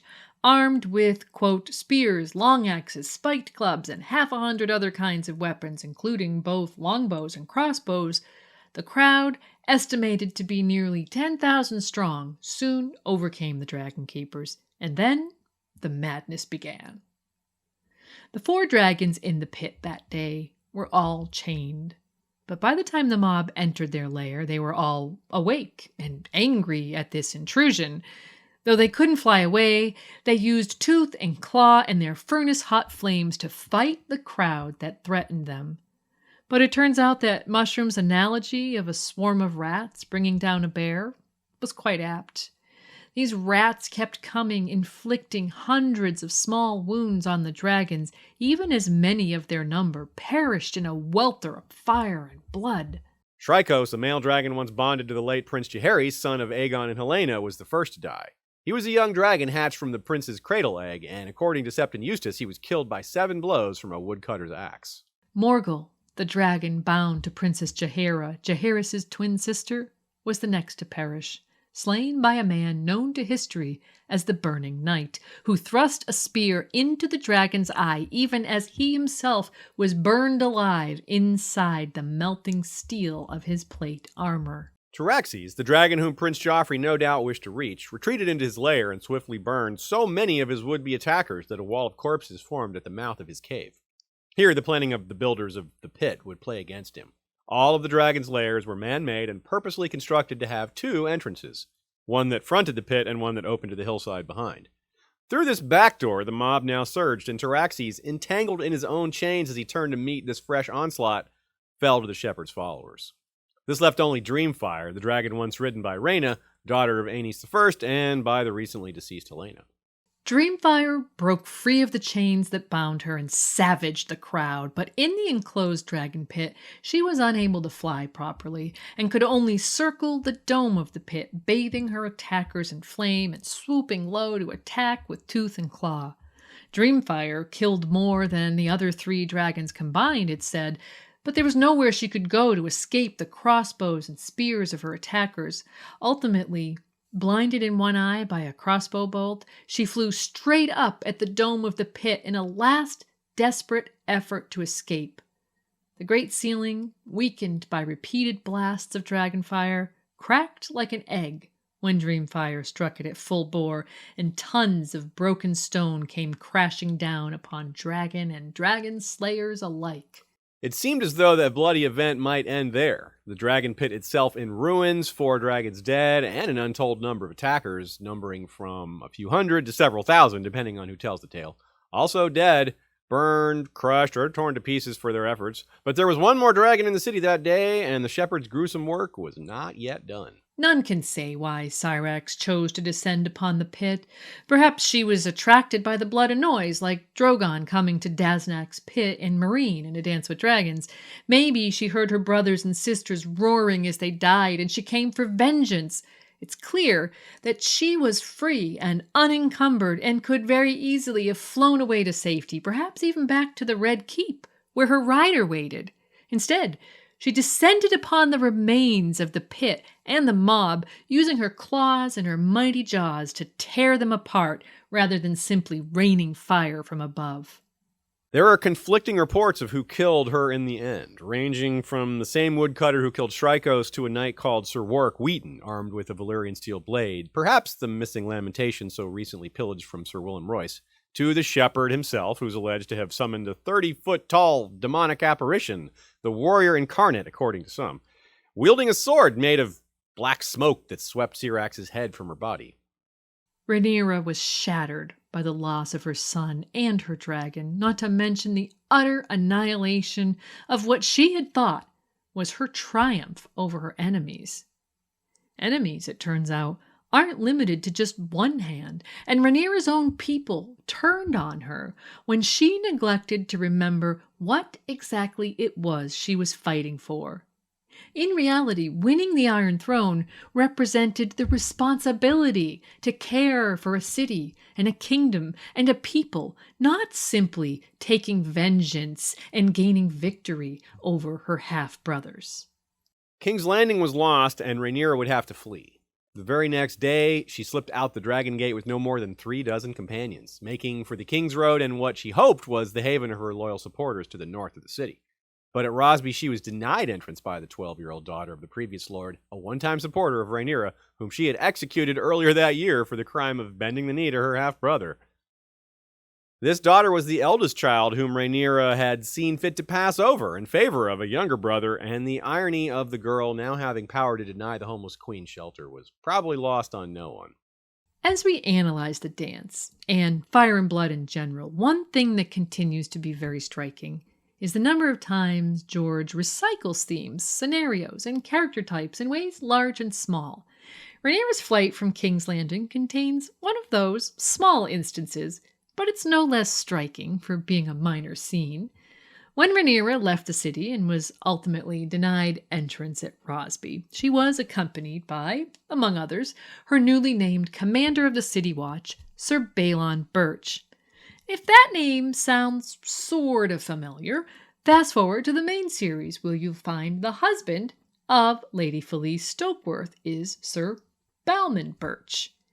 And you might also recall that when Felice and Sir Balman journeyed to King's Landing to plot with Cersei about the removal of Sir Bronn of the Blackwater from Stokeworth, they were denied entrance to Rosby by that troublesome character known only as the Rosby Ward. So, just another little point of intersection that makes the analysis of these histories so fascinating. And speaking of Stokeworth, when she arrived there, the Queen's party was admitted, but under the condition that they stay only one night. And so the small group pressed on to Duskendale, growing smaller by the day due to desertions and attacks by bands of broken men. The aforementioned Sir Balon Birch was killed in one such attack, and it was with fewer than 30 supporters that Rhaenyra finally reached Duskendale, where again, her welcome was less than warm. In Duskendale, it took the intervention of Sir Harold Dark of the Queensguard to convince his distant kin, the Darklands, to give Rhaenyra shelter. When it was grudgingly offered, it was on the condition that her stay be brief. And so Rhaenyra sent messages to her loyal supporters, Lord Cregan Stark at Winterfell, Lady Jane Eyre in the Vale, and Maester Gerardis at Dragonstone. From the north came the offer of 10,000 seasoned warriors, though Lord Stark warned it could be weeks or months before they could hope to reach the Crownlands. Lady Arryn offered men as well, but with winter closing the mountain passes, she requested that the Sea Snake send his fleet to Gulltown to transport them. Since the Sea Snake had been left locked in the Black Cells and his supporters had abandoned Rhaenyra, this offer did little more than add to the Queen's despair. From Dragonstone came no answer at all, which Rhaenyra took as proof of disloyalty on the part of Gerardis. But she knew she must get to Dragonstone, where there was a large cache of dragon eggs. She needed to have a dragon to have any hope of victory. And so she declined offers to seek shelter in the Vale or in White Harbor, and ultimately sold her crown to raise coin to buy passage to Dragonstone on board a Braavosi merchant ship.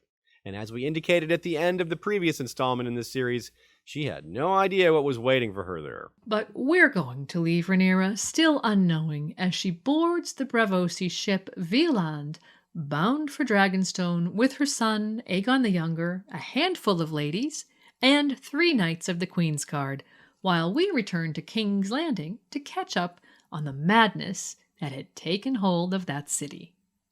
Moon of the Three Kings. Rhaenyra had left a small garrison to hold the Red Keep, and when Sir Perkin the Flea showed up outside the castle walls and demanded entry, such were the defenses that surely the Queen's men could have held out for a time. Instead, their commander, a gold cloak called Sir Garth the Harelip, opened the gates and trusted that he and his men would be treated honorably, obviously forgetting the nature of the mob that had been terrorizing the city for days. Sir Garth was executed along with numerous other knights loyal to the Queen. Lady Mysaria, who tried to escape, was captured and whipped through the streets. She was promised that if she could survive to the Gate of the Gods, she would be allowed to go free. She only lasted half the distance. Septon Eustace and Mushroom alone of Rhaenyra's court were spared, and then the madness truly began. From a hiding place somewhere in the castle emerged Larys Strong, Aegon III's Master of Whisperers. His reappearance in the Red Keep at a moment of critical chaos very likely proves just how much he was pulling strings there all along, lending credence to the idea that it was his whispers that led to the betrayal of Hugh and Ulf, and fed rumors about Rhaenyra murdering her sister Helena, encouraged the shepherd, and who knows what else. Like the rats that Mushroom had told his queen could bring down an angry bear, so could a collection of the right words, whispered in the right ears, bring down a victorious queen. Larys's emergence also invites a comparison to Varys the Spider appearing inside the Red Keep at the end of A Dance with Dragons, which in turn invites a comparison between Mysaria and Qyburn, the respective successors of the Clubfoot and the Spider. This is pretty juicy stuff, since Lady Misery and Qyburn clearly exist on the same spectrum as enablers, torturers, and information gatherers, though Qyburn has added the study of necromancy to his tool belt, arguably improving on the lessons of the past. And though it might boil down to wait and see in terms of results, we can already speculate that Varys has also learned from history, perhaps this history. It's been made clear that his goal is for his candidate to be a hero, to win the hearts and minds of the people. As we said earlier, Rhaenyra, in her quest for vengeance, forgot about the true responsibilities of leadership and missed the opportunity to win over the populace. At the end of the day, Larys and Mysaria's candidates were just fighting over the spoils, and the people they were supposed to be ruling judged them harshly for it. Speaking of people coming out of the darkness, from the Black Cells emerged Grand Maester Orwyle, Lord Corlys Velaryon, and Sir Tywin Lannister, Aegon's Master of Coin, who had been blinded, gelded, and otherwise tortured by Rhaenyra's jailers. And from whatever tower room she had been held captive in, Dowager Queen Alicent was brought forth. All of these people, including Larys Strong, were on hand the next day when Sir Perkin's squire mounted the Iron Throne and was declared King Trystane Truefire. And we have to wonder what they, blacks and greens alike, thought of the succession squabble that had brought the realm to this point at that moment. King Trystane and Sir Perkin set about repealing all of Rhaenyra's hated taxes, dividing the royal treasury amongst their followers, and assembling an army built primarily from the remnants of Rhaenyra's city watch. But Trystane's writ only extended to Aegon's High Hill and a handful of city gates. On the Hill of Rhaenys, the shepherd still held sway, ranting to his followers about the evils of the wealthy and highborn against a backdrop of 5 severed dragon heads and the wreckage of the dragon pit. Meanwhile, across the city on Visenya's Hill, the 4-year-old bastard child, whose mother claimed he was the son of Aegon II, was declared King Gaemon Palehair. His court consisted of mummers, thieves, sex workers, and sellswords. The edicts that issued from Gaemon's court, defended by companies of drunks and rogues, were curiously egalitarian. Gaemon decreed that girls should henceforth be equal with boys in matter of inheritance, that the poor be given bread and beer in times of famine, that men who had lost limbs in war must afterward be fed and housed by whichever lord they had been fighting for when the loss took place. Gaemon decreed that husbands who beat their wives should themselves be beaten, irrespective of what the wives had done to warrant such chastisement. It's hard to argue with any of these decrees from our modern perspective, though in King's Landing at the time most were revolutionary, to say the least. According to Mushroom, most of them originated from a Dornish sex worker called Sylvana Sand, who was paramour to Gaemon's mother. Even for Dorne, Sylvana was likely ahead of her time with these ideas, though it's easy to see how they could grow from what we know of Dornish culture. And thus began what some scholars call the Moon of the Three Kings, though the shepherd never actually styled himself king. The Moon of Madness, others call it, and that may be closer to the truth. But as the mood of the city began to return to a more normal temperature, many of the shepherd's followers began to slip away. And with the force of long habit, many of the city's residents looked once again to the Red Keep for leadership. And so, as the shepherd's followers shrank, the court of King Trystane Truefire grew. But Trystane was no true king, his followers mere opportunists, and everywhere across the city, chaos reigned. 3 kings reigned over the city, each on his own hill, yet for their unfortunate subjects there was no law, no justice, no protection. No man's home was safe, nor any maiden's virtue. As always with a war covering so much territory, so many characters, and such a variety of conflicts, we like to take stock of what's happened as we wrap things up. With Sir Criston Cole dead and the Blacks throwing the sea snake in the Black Cells, both sides lost their hands. Quite a few important commanders and notables died. Roddy the Ruin, Lord Ormond Hightower and Sir Brynden Hightower, Lord Lefford, Lord Jason Lannister, Lord Adrian Tarbeck, Lord Vance, Garibald the Grey, Longleaf the Lion Slayer, Sir Rickard Thorne and Sir Glendon Good of the Kingsguard, Lady Caswell, and countless others. The Strongs of Harrenhal and Footleys of Tumbleton suffered greatly, as did Bitterbridge and others, including King's Landing itself, which was taken and lost. The loss of productivity is impossible to quantify. This is a self-inflicted wound of unfathomable proportions, even without the overwhelming moral considerations. Among the Targaryens, Prince Joffrey and Prince Maelor and Princess Helena were killed. All the dragons in the Dragon Pit, as well as Syrax, perished as well. Also lost was the respect of just about everyone. While there were brave deeds and displays of valor, this is a cynical war of power. There aren't many just causes championed or high-minded ideals expressed to rally others. There are lots of skilled individuals, but not a lot of good individuals. It really is kill or be killed and not much else. More than any installment so far, this one highlights the fact that this is a war of attrition. Quite a few of the names just mentioned were slain by other names just mentioned. In that sense, it's more like kill and be killed. Yet there were many big names who have yet to make their mark on the conflict, such as Lord Cregan Stark, Lord Boros Baratheon, and Lady Jane Arryn. The River Lords aren't finished, and neither are those of the Reach, and the two betrayers have just gotten started. Aemond One-Eye remains on the loose, and the man he wants most is Prince Daemon. And while the war has claimed many, King Aegon and Queen Rhaenyra remain, and they are about to come face to face. As long as one of them remains, the war will continue, and for Westeros, things will continue to fall apart. Thanks so much for joining us today. We hope you've enjoyed part 4 of our deep dive into the Dance of the Dragons. And now it's time for us to give credit where credit is due. Thanks so much to Ashea and Yolkboy, the producers of this episode, both video and audio formats.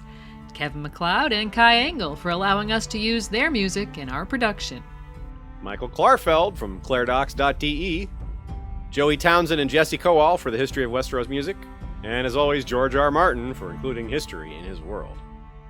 And finally, we'll close by giving thanks to our patrons. Consider being a supporter, and you could hear your name here too.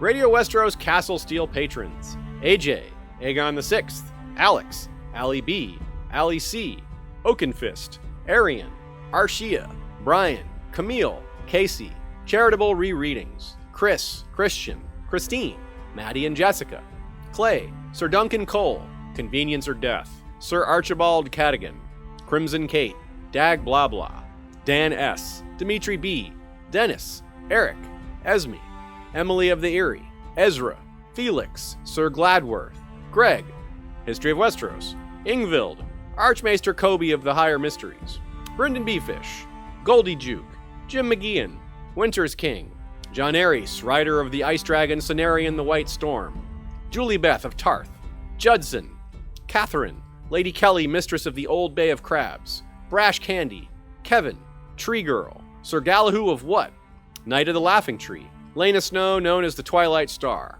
Lemmy B, Lord Young of the Ghost Woods, Maria, Margaretha, Matt A, Matt C, Matt K, and Matt L, Lady Beatrix of House Grey, Belinda, Maester Mary, Michael M, Mitchell, Patrick, Peter Pebble, PJ, Philip, Paul B, Paul H, Richard, Sam, Sarah, Scott Greenseer, Scott, Sir Daniel the Sneaky Russian, Sir Swift, Shari, Sheila, Soren, Spentrails, That Shiny Bastard, Terry, Sir Terrence Knight of the Cedars, The Tattered Princess, Theo the Cannibal of Casterly Rock, Hema Helminth the Sellsword Sentinel, Virginie, Kuwarren Halfhand, Woodside for Life, and Yvonne. And History of Westeros patrons: First Lord Cash Craig, Hand of the King, Lord of Mines, Lord of Makers.